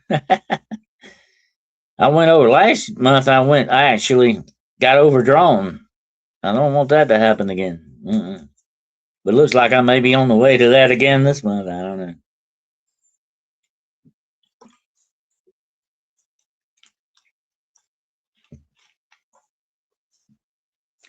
And on top of that, I got a couple of things that need to be repaired, and they'll have to wait on that as well. Right, Bob? Bob says, that's right, buddy. Where the rest of his bones are, that's a story for another time, okay? But we do have his head. That's what I told somebody the other day. Somebody accused me, say, Dennis, you don't have a young heart anymore. You're not young at heart anymore.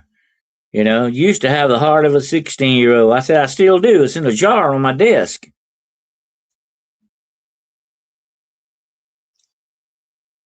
So there you go. Yeah, your wallet is so tight it squeaks when you walk. And I believe that. Mine gave up the ghost quite some time ago. Absolutely.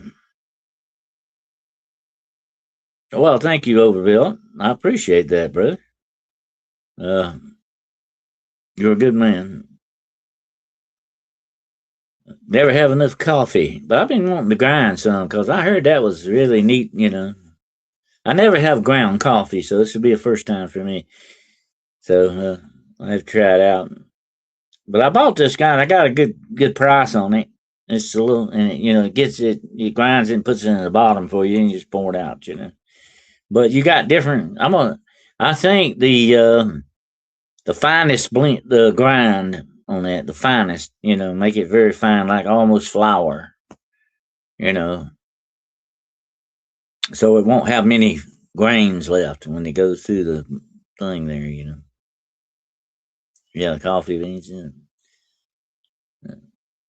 This is clean coffee, no headaches, huh? Oh, okay. Scandinavian blend sounds very interesting. Yeah. I talked about Scandinavia last night when I did the Walpurgis night. You all know that last night was Walpurgis night. Today is May Day, and it's been a holiday long before that was a distress signal. Okay, May Day, May Day. May Day was a big popular holiday many years ago. It's not that way now, but it used to be the maypole dance and all that stuff. It is still that way, commemorated that way overseas. And so was Walpurgis Night. Walpurgis Night's one of the most evil nights of the year, and it was featured in Dracula. You might remember in the original Dracula with Bela Lugosi, the guy that was going to see Dracula, he was traveling on Walpurgis Night. And the guy that owned the inn said, "Oh, no, you don't want to travel tonight. Stay here with us." Said, "We're going to lock the doors and the windows, and we will pray to the Virgin until morning. It's Walpurgis Night. You don't want to go out tonight, my friend."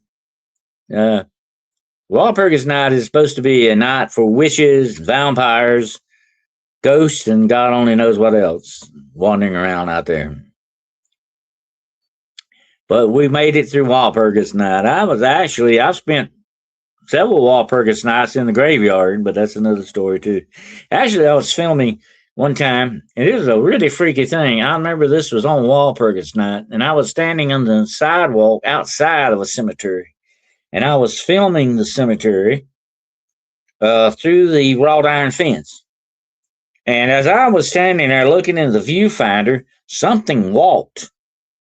And I say something walked in front of my camera, but it did not show up on the because I was not filming at that time. That's the way it goes. When you're not filming is when something's going to show up.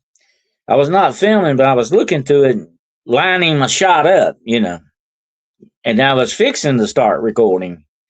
And we were just going to record it. Said, this is cemetery on Walpurgis night. And I looked through the viewfinder and something walked in front of my camera. I looked, nothing there. I went back and I said, why wasn't I recording that? No, that was a weird incident on Walpurgis night, folks. Strange, really weird. What was that? One walked in front of my camera. That was weird.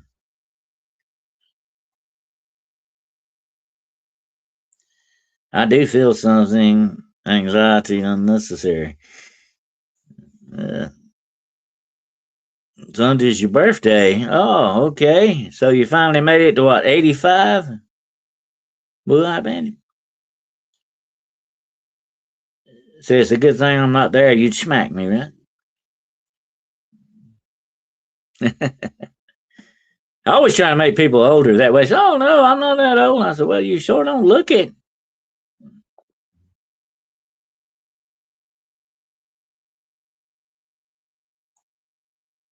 I'm saying dark roast, huh?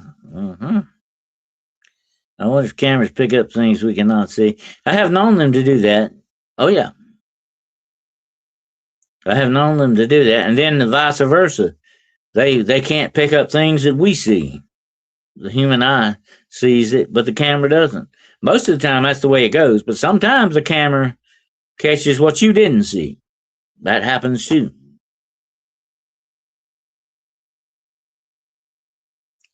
Medium dark. Okay, that's good.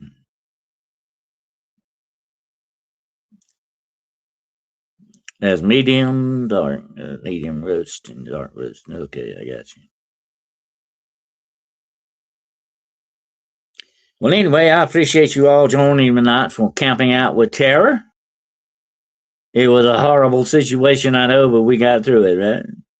But that's some really freaky stuff. I find that stuff fascinating because I've had some of it happen to me. I've been there, done that. I didn't get a T-shirt though. Maybe next time. Everybody says, I hope you have a wonderful birthday. Terry says, have a great birthday, Bandit, Ida says. Kim been over anxious too. Why are we getting over anxious? I've had a lot of people come up to me here lately saying they feel some kind of spiritual shift going on here. Some kind of shift, spiritual wise. And I've had some freaky feelings for the last few days. I don't know. I've had some really strange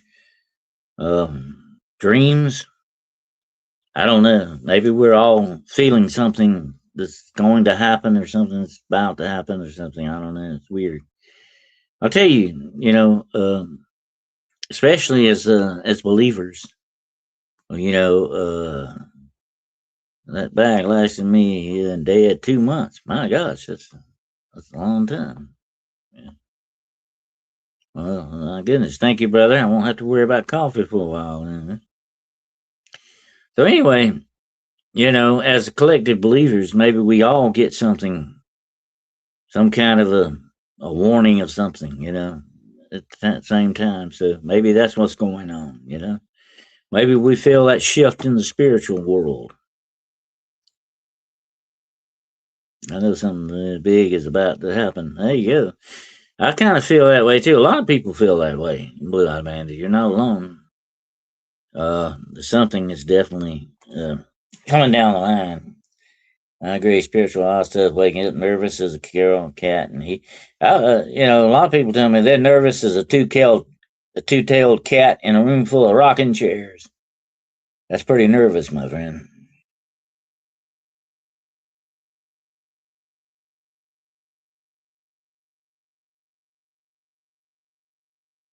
But I don't know. I think if you're connected to God, you know, He lets you know things. Oh yes, without a doubt, He lets you know things because He wants you to have. God is not trying to keep anything from you. And that's where I really get into people, into it with people who come, oh, God made this code or this code says this. And I said, God does not deal in codes.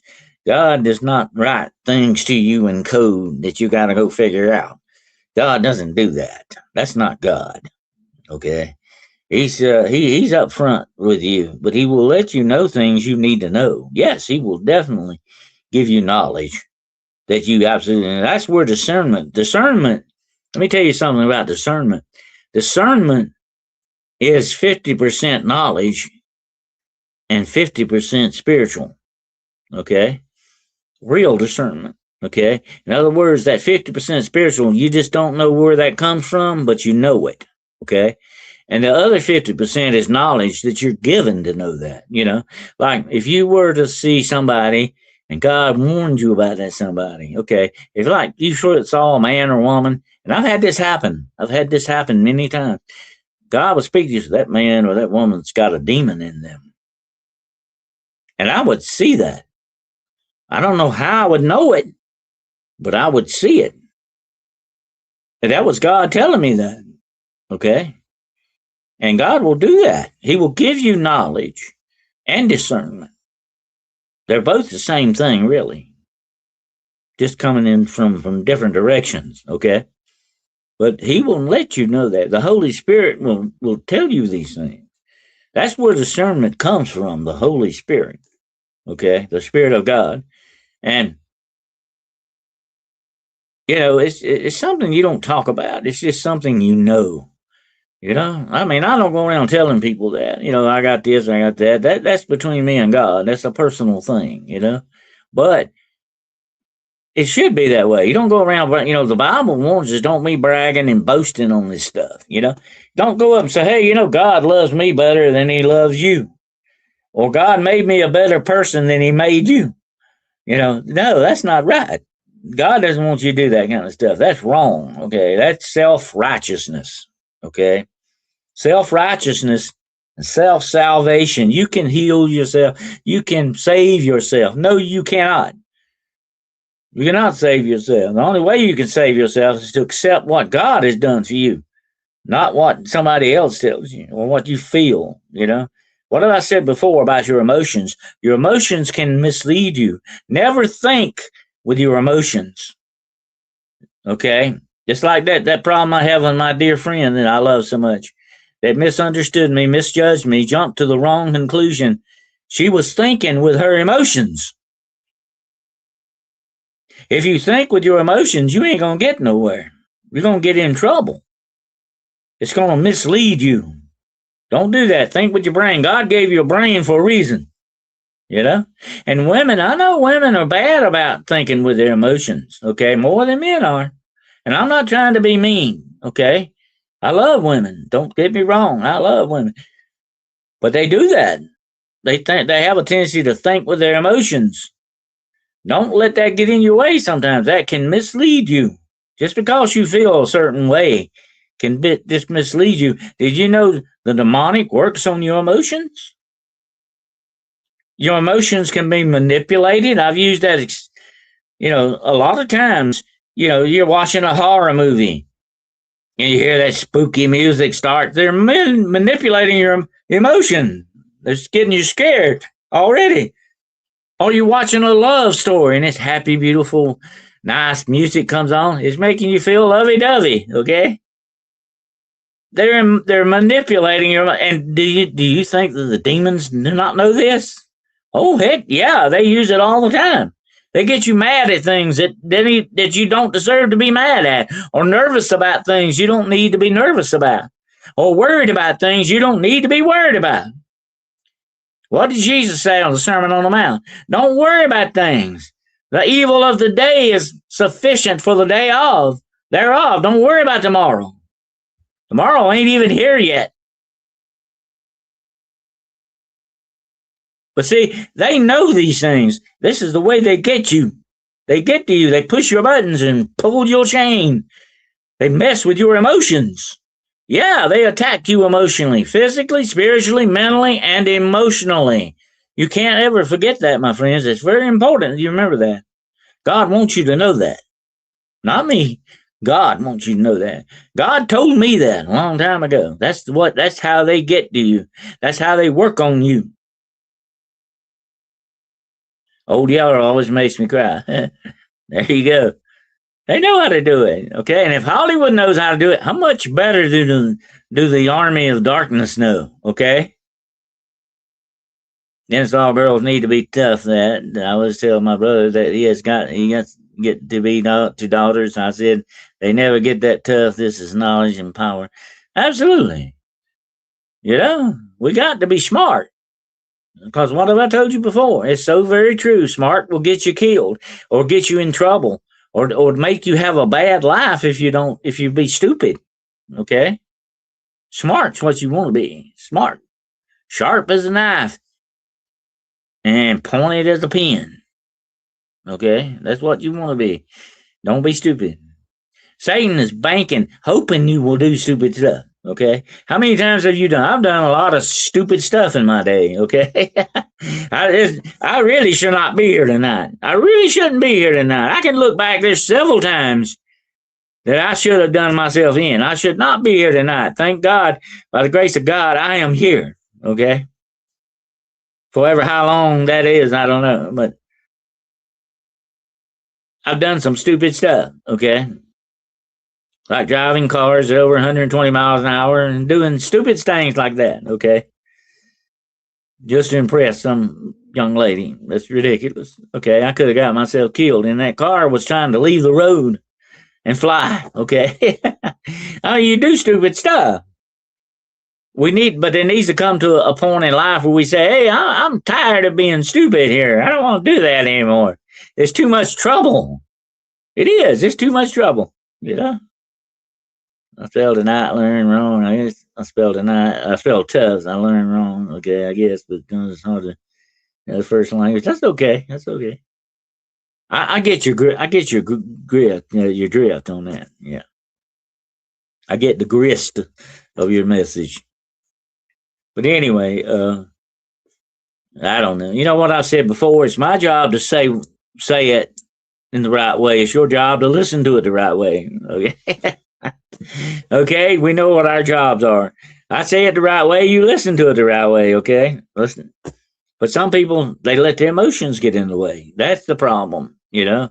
Oh, I hate this, or I love this, or I feel like it ought to be like this, or that makes me nervous, or that makes me feel bad. They let their emotions get away from them. Keep your emotions in hand, okay? Control, that's another thing that the Holy Spirit will give you. Self-control. Ask for that too. Say, God, give me self-control. That would help you in a lot of different ways. That helps you with lust, helps you with sin, helps you to learn things, helps you to live a better life. God will give you self-control if you ask for it, Yeah, we're all guilty of doing crazy stuff, but we should be learning from that, okay, and we shouldn't be repeating it over and over again. That's the part about. I think somebody said that very eloquently one time. They said, "Being ignorant means you don't know better. Being stupid means you know better and you keep doing it anyway." Yeah, that makes sense to me. Yeah, definitely. That's being stupid. Yeah. Do as I say, not as I do. That's another one. Yeah, definitely. And if don't do what I do, if you do, don't get caught. Okay, that's what goes on with a lot of people. They're not sorry for what they did.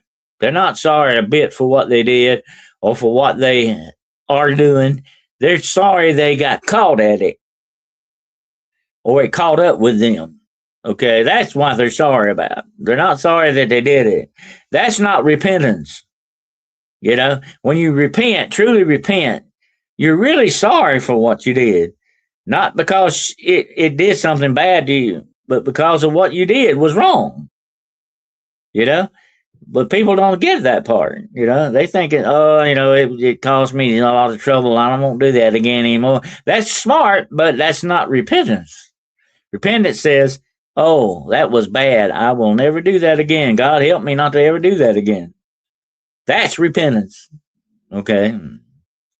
That's what that is. And it means you determine right then. You don't just say that, you mean it. You say, I'm not going to do that anymore. Whatever it was, I'm not going to do that anymore. I turn away from it. God help me, stay away from that. So, I blanked out for a minute there. I don't know what happened. But anyway, happy 21st birthday, Blue Eye. 21 years old today, tomorrow. Okay. I'll make you younger, okay? Well, I wish I was 21 again, knowing what I know, what I could do with that knowledge, But anyway. If I don't see you then, Blue Eye Man, I hope you have a wonderful, happy, gracious, wonderful birthday, my friend. I hope you do. You deserve it. Go buy yourself something, okay? I authorize that, all right? You can go buy yourself something, yeah? Carol says she does not drink coffee. You're probably your stomach appreciates that, Carol. Definitely. Your stomach and your throat probably appreciate that much, very much. Yeah. Got to work. Oh, well, you tell them I said to go easy on you, and I said that, okay? Tell them you got my authorization on that. Go easy on Blue Eye Bandit. It's her birthday. Give her some easy stuff to do. Yeah, right? There you go. Trying to splice 220 wire with a buck knife and with a breaker on. That is a bad situation. Absolutely. Absolutely. I would not advise that. It might have shocking consequences. There are some lovely teas. I love tea too. I love tea as well as coffee. I love tea very much. Yeah. Hot tea or iced tea. I live in the South, okay? We bleed iced tea, sweet tea. It's not, it's got to have sugar in it and maybe even honey. But I like sweet tea. Yeah, we bleed that stuff. That's what we drink while we're eating. We drink coffee after dinner, okay? That's the way that usually goes. I do not drink coffee with food I eat. I don't do that. No, I drink coffee by itself. But now I will drink tea with my food. Yeah. But now I like, hot tea as well. Certain hot teas like Earl Grey and Chamos tea is good. But I'm a big fan of sweet tea, iced tea. The British look at us like we're crazy. You put ice in your tea? What's wrong with you people? Anyway, but that you also need to admit to your mistakes, and some people are too proud and not very smart to overdo it. Exactly, you hit the nail on the head there, Jose. Pride will get you hellfire and keep you out of heaven. Oh, it definitely will, because you let pride get in the way. Pride will not only doom your soul, it will also blind you spiritually to what you truly are. So it's very important that you stay as far away from pride as you possibly can, because it will mess you up every time and mess everybody up around you too, And if you've done something to someone or somebody's done something to you, they need to put that pride aside and ask for forgiveness, But some people won't do that, just like my friend, She never will come up and say, Dennis, I might have misjudged you, and I'm sorry I done it. She'll never do that because she's got too much pride. She'll never do that. I'll be very surprised if she did. I hope she does. That would thrill me to death. That would make me very, very happy if she would say, I'm sorry this happened. She wouldn't even have to admit it was her fault. And it was partly my fault. I admit that. I had a hand in it too. If I could take it back, I would have kept my mouth shut completely because I did not know what kind of trouble it was going to cause. But the whole situation is, if she were to come up and say, I'm sorry that happened, I'd say you're completely forgiven. I hold nothing against you. I'm still your friend. I love you. I respect you. I always will. I do not turn the switch off and start hating people for no reason, or for any reason for that matter. I'm not going to flip a switch on you, Terry, tomorrow and hate your guts, or on you, Overbill, or you, Jose. I'm not the kind of guy to flip a switch and say I hate that person now. I don't do that. I don't care what you've done, what you do to me. You can cuss me out, throw mud in my face, smack me upside the head. I don't know you did wrong, but I'm not going to hate you. I'm not going to let Satan win in that situation. We don't ever need to do that. And that's what he's doing when he keeps you from forgiving people. Don't let your pride get in the way of anything like that. But it's very true that pride comes before a fall. Don't do that. If I'm not too proud that I can't come up to you, to Jose, and say I'm sorry, or to you, Terry, and say I'm sorry, or to you, Overbill, and say I'm sorry for what I did. I'm not too proud to do it. I will do that. If I did something wrong, even if I didn't do something wrong, you think I did, I'm still going to say forgive me. I'm sorry. And I mean it. I'm not just saying that. You know what I'm saying? But some people can't do that.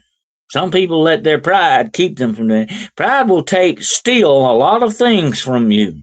And what have I said before?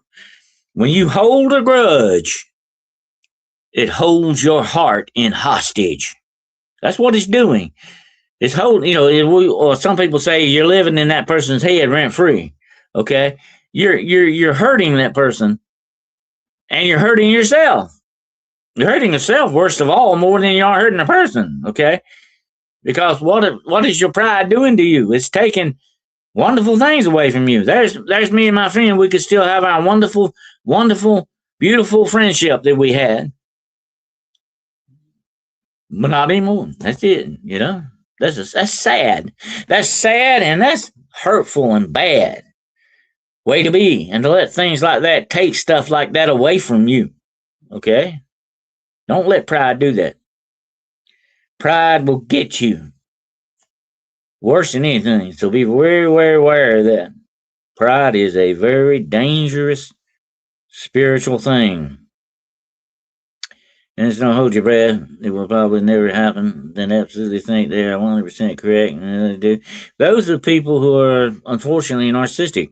They see no wrong in what they do, and wrong in everything else everybody else does. That's the way they do. But they do that, Jose, to justify themselves. Wrong, rightfully or wrongly. They justify it. They say, oh, I did it because I was done this way. And like my friend accused me of being a lying backstabber, and she turned around and stabbed me in the back. But I don't hate her for it.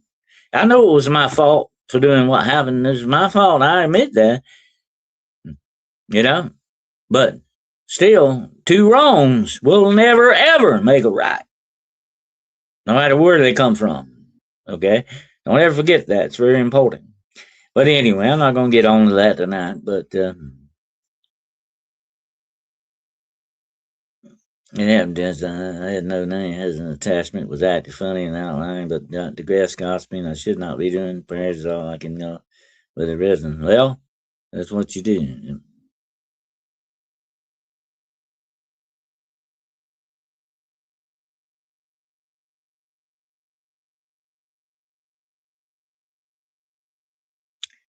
The third of God's commandments is not to use God's name in vain. What does that really mean?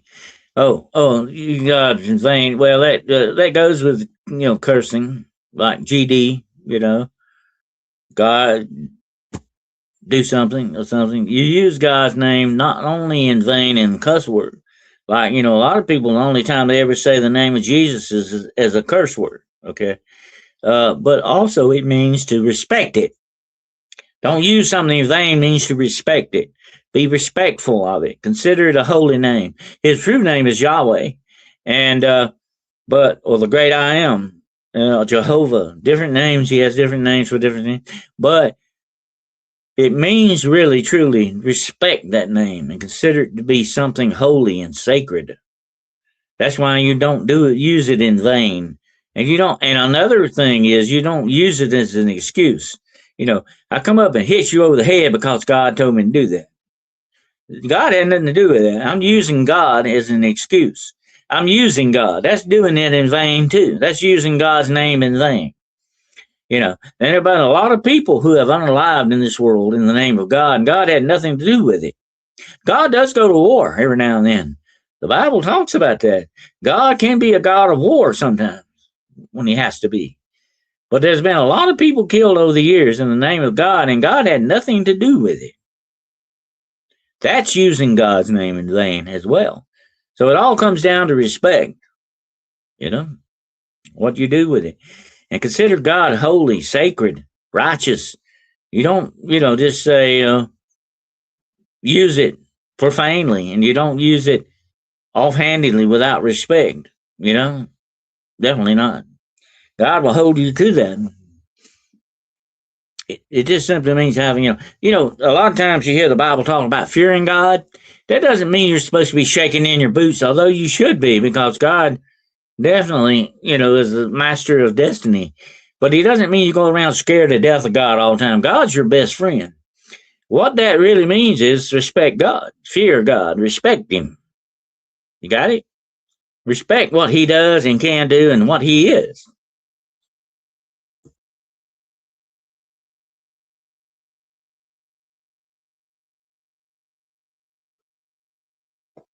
Yeah, it's not a good idea to, I'm going to tell you something about cuss words, okay? If you truly are, okay, let me say this about my own self.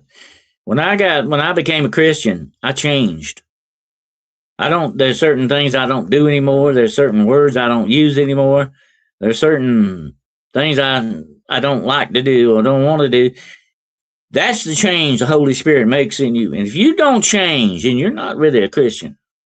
If the old creature must die and you must be born again in God. That's what that means, born again. That's why Nicodemus couldn't understand that. He said, what, am I supposed to go back in my mother's stomach again and come back out?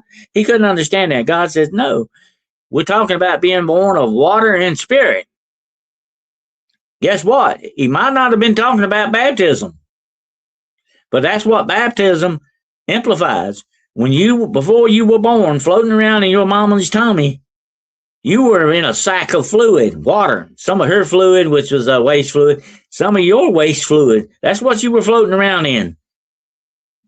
Okay? In your pee. Some of it. And some of it was her nutrients too. Okay? But you were in a sack of water. Okay? When a woman gets ready to have birth, her sack busts. Okay? Her sack busts and she loses her water. You're being ready to be born. Okay? That's why you don't breathe. The moment you hit this earth, you're not breathing. They have to take a sponge. I've seen this. I've been there with babies born, okay? You got to take a sponge and clear their throat out and all that. You got to get them breathing because they're not breathing, living in water anymore. That's what Jesus meant. You're born from the water and the spirit. That's what being born again is. Your spirit is reborn in Christ. That's simple. Nicodemus couldn't get it, and I think he finally did get it, but it took him a while. That's why Jesus told about God. The very important thing he said about God. God is a spirit. Therefore, he must be worshipped in spirit and in truth. You got that? And what is that truth? Somebody said, what did Pilate say? What is truth? He didn't know what it was, and he was standing right in front of him. Truth is Jesus Christ, the Son of God. That is truth. And that truth will set you free.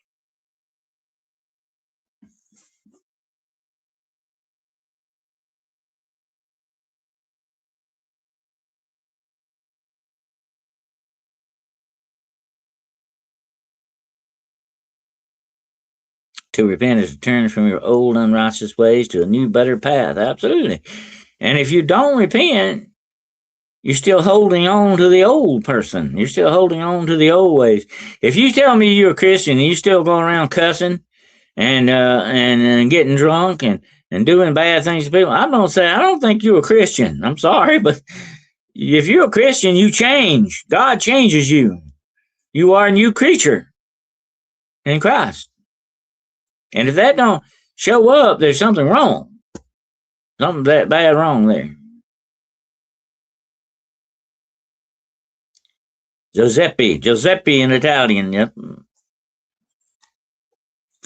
I am, I think, 12% Italian, actually. I got some Roman in me.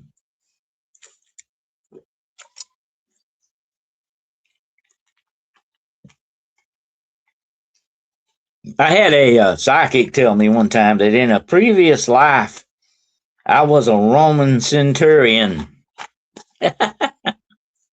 Which is kind of strange. I found out later I actually had Roman blood, but I don't think I had a previous life, okay? But anyway, they believe that stuff. I don't.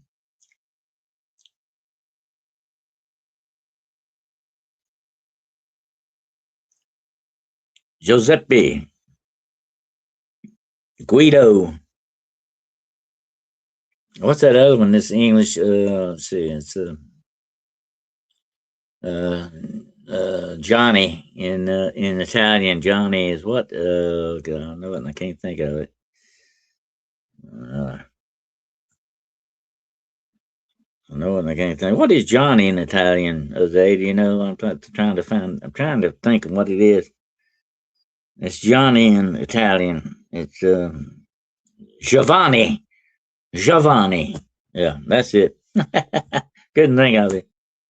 That's Johnny. Giovanni. I cuss my way less and less, finally off of the mouth. Well, the Holy Spirit will chastise you when you do stuff like that. So listen to him and say, okay, I'm sorry, I won't do that again.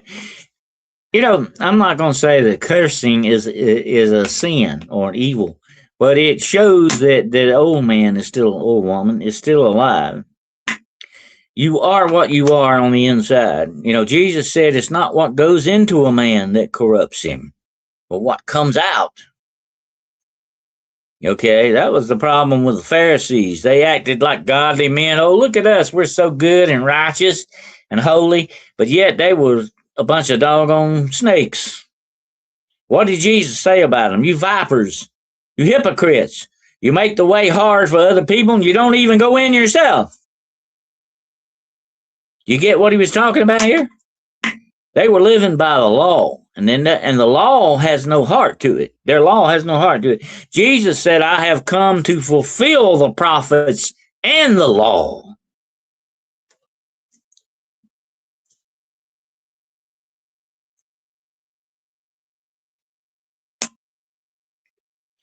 My husband was half Sicilian and half German, was romantic, just this fish.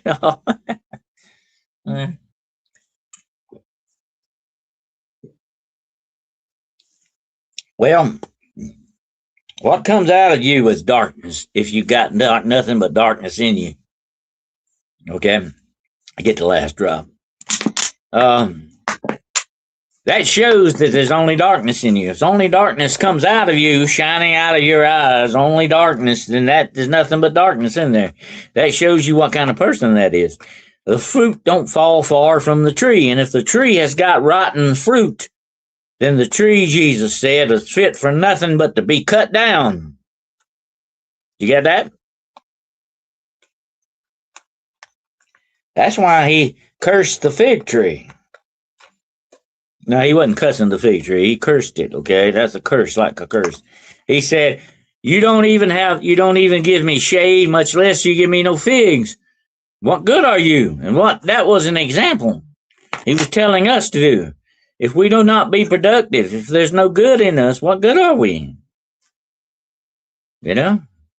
Now, that's not going to save you, but that's what you're supposed to be. You know, what did Jesus say? Blessed are the peacemakers, for they shall be called the children of God. Blessed are the merciful, for they shall obtain mercy. That's what we talked about with pride just now. Pride will get that mercy away from you. Pride will make you not have mercy on other people or forgiveness. Mercy and forgiveness go together. Okay, you can't have one without the other. That's why Jesus told you, you know, forgive my sins and forgive those that sin against me. I'll forgive those that sin against me. You got to forgive people. That's the way it goes.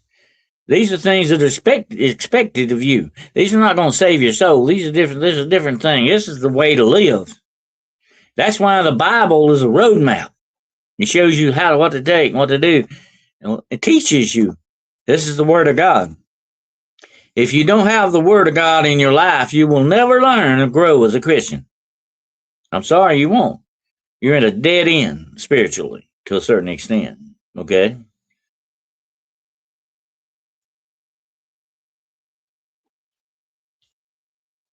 Well, if you're going to cuss, Jose, cuss in Chinese. And that way nobody knows what you're saying.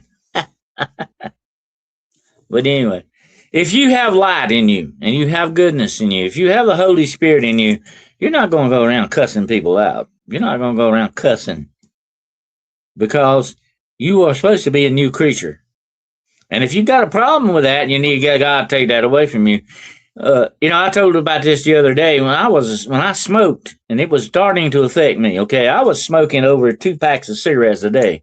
I was getting where I couldn't breathe. Okay, and I said, God, I got to stop. I became a Christian. I said, God, I got to stop this. Stop this, God, help me. I said, help me stop this. I quit 365 times a year. Okay, every day, and finally God spoke to me. He said, well, you got to take the first step. You got to be serious and take the first step. And then I will help you. And sure enough, that's exactly what he did. But I had to get serious and take the first step. The prodigal son could not come home until he turned around and started back. You got to take the first step. And if there's something bothering you, whether it's cussing or gambling or whatever it is, something the devil's got a hold of you, got his claws in you with something, take a step away from him. Take a step to God, and he will meet you more than halfway and help you with that. But you got to want to help yourself. Even God can't help you unless you want to help yourself. Okay? That'd be like me sitting here drinking whiskey till I got drunk and fell out and say, God, take this bottle of whiskey out of my hand. Stop me. God's not going to do that. God's saying, Dennis, you got enough gall to turn that bottle of liquor up. You can stop it. Then I will help you. God helps those that help themselves. That's not in the Bible, but that's a very true saying. Because you got to. No matter how much I want to help you or you want to help me, if I don't want help, you can't help me. You understand that? I know that sounds confusing, but that's the way it goes. We've done too much, and I suggest all the nicotine patch. That nicotine patch helped me immensely. The nicotine gum, I'm sorry, overbuilt. It helped me immensely. If you follow the directions right on the nicotine gum, it will get you off. But what you're doing is substituting the smokes for the gum. And the gum, you can chew it a little bit and leave it in your cheek, and you still get that nicotine effect on there. But then once you get off the cigarettes, then you can get off the gum a lot easier. And guess what? How you get off the gum? You use other gum. You just use regular gum to get you off of that nicotine gum, a little bit at a time. Just step by step. That's what it is. It's a journey, step by step. If you take it step by step, it will get you off. Trust me, it works. Yeah, I learned, yeah. And Chinese people, too, are hilarious as well. They put so much emotion in it, Well, Italians do too. Yeah. Some people get very emotional with that. I actually feel better. Don't have a heavy conscience. My consciousness is overactive. Sometimes we overthink things. Overbuilt. We overthink things when we shouldn't. Satan does that too. Satan wants us to, get hung up on the details. The devil is in the details, my friend. Don't ever forget that. The devil is in the details. You know, that's the way that works. He'll get you hung up on them if you let him. We overthink things sometimes. I've had people accuse me of that. Dennis, you're just too darn simple. It should be more complicated than that. And I said, yeah, well, God doesn't. God chooses the simple things to confound the wise.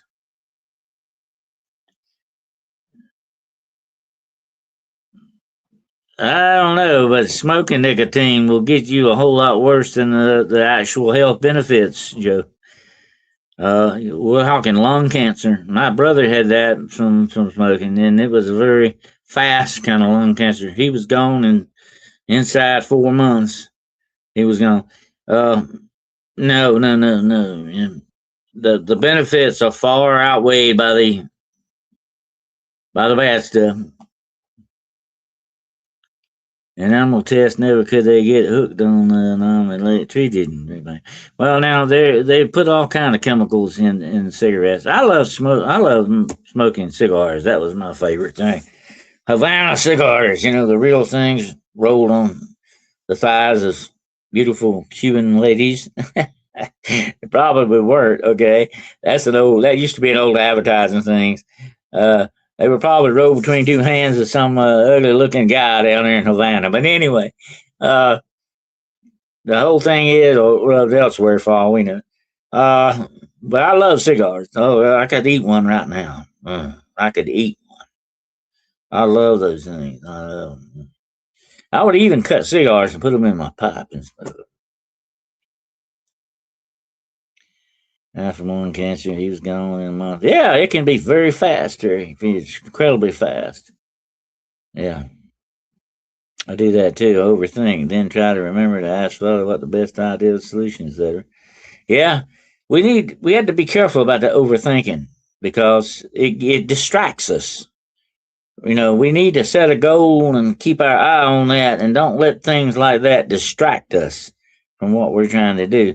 Satan is not only good at misinformation, he's very good at distraction. You know, uh, you could pick up something like, hey, I think I'm going to read my Bible tonight, and something will happen over here to distract you from that. Who do you think that is? That's the way he works. Or somebody will call you on the phone and distract you from that. That's why Jesus said, never let your plans be made known. Just do it. Don't go around telling anybody about it. Because the enemy is always watching and listening. You know what I told about the monitoring spirits, okay? We all probably have monitoring spirits on us. Just like we have guardian angels. We've got the bad guys monitoring us, watching us, ready to trip us up or trick us or make things worse on us. That's how they operate. That's the kingdom of darkness. That's how it's working. Absolutely. All right, well, I'm going to turn you all loose tonight. Thank you for letting me entertain you with some tales of terror tonight. And who knows what else I may come up with next time, okay? And I appreciate you all so very, very much. You know that. And it's great hanging out with you guys. I always love hanging out with you guys, hearing what you think and what you say and all that stuff. It's really good. Yeah, I love a good cigar. Yes, sir. Yes, ma'am. Absolutely. Yeah, in the middle of that fight once.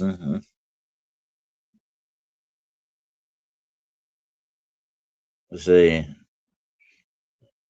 Can't kill the small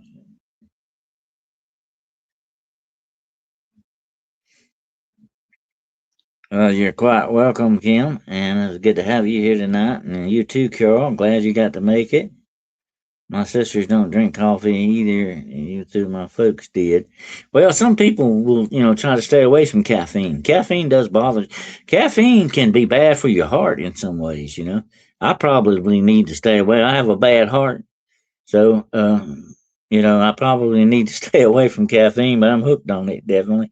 I'll probably have to make that my next thing to kind of calm down with a little bit because it's probably not good for my heart at all. Caffeine tends to make you have high blood pressure or your heart to overwork sometimes.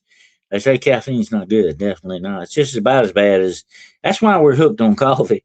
It's just probably as bad as it's not worse than the nicotine. I wouldn't doubt it. Nicotine, caffeine, they're all in the same family. But it's darn good though, isn't it? That's the problem. We get in habits like that.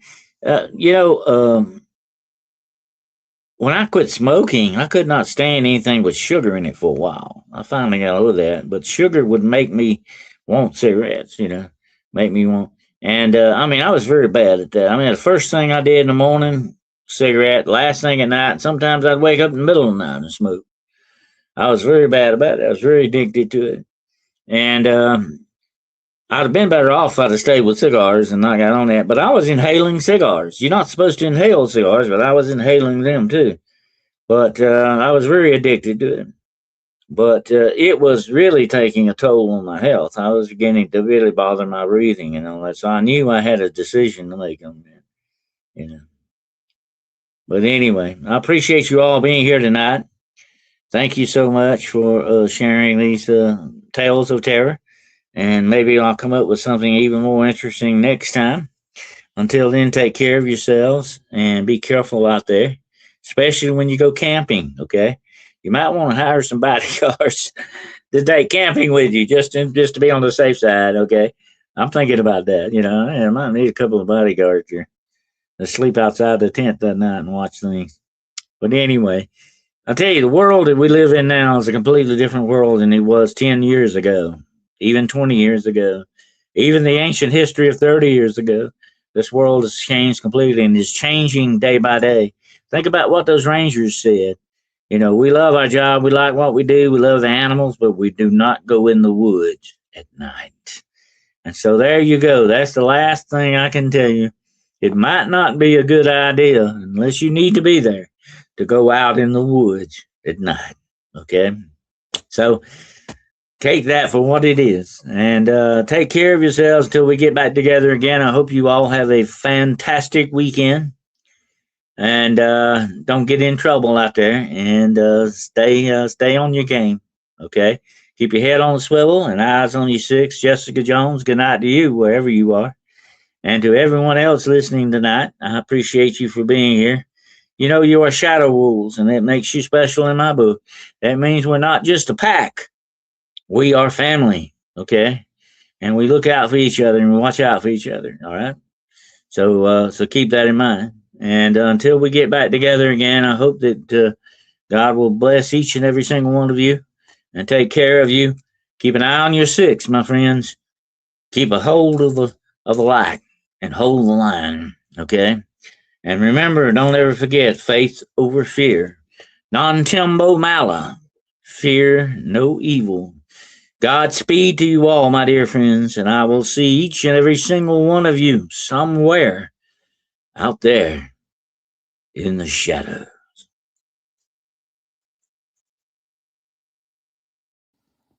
Hunting the Shadows YouTube podcast channel and agency. A few minutes with the word. Spooky Stuff with Dennis Carroll. Hunting the Shadows. Wednesday night, 8 o'clock p.m. Eastern Standard Time, 7 o'clock p.m. Central Time. Paranormal Point of View. Friday night, 8 o'clock p.m. Eastern Standard Time, 7 o'clock p.m. Central Time. The Road Less Traveled. Friday night, 8 o'clock p.m. Eastern Standard Time, 7 o'clock p.m. Central Time. DennisWCarroll.com. DennisWCarroll at gmail.com. Patreon.com at Hunting the Shadows Podcast. Please like and please subscribe. Thank you.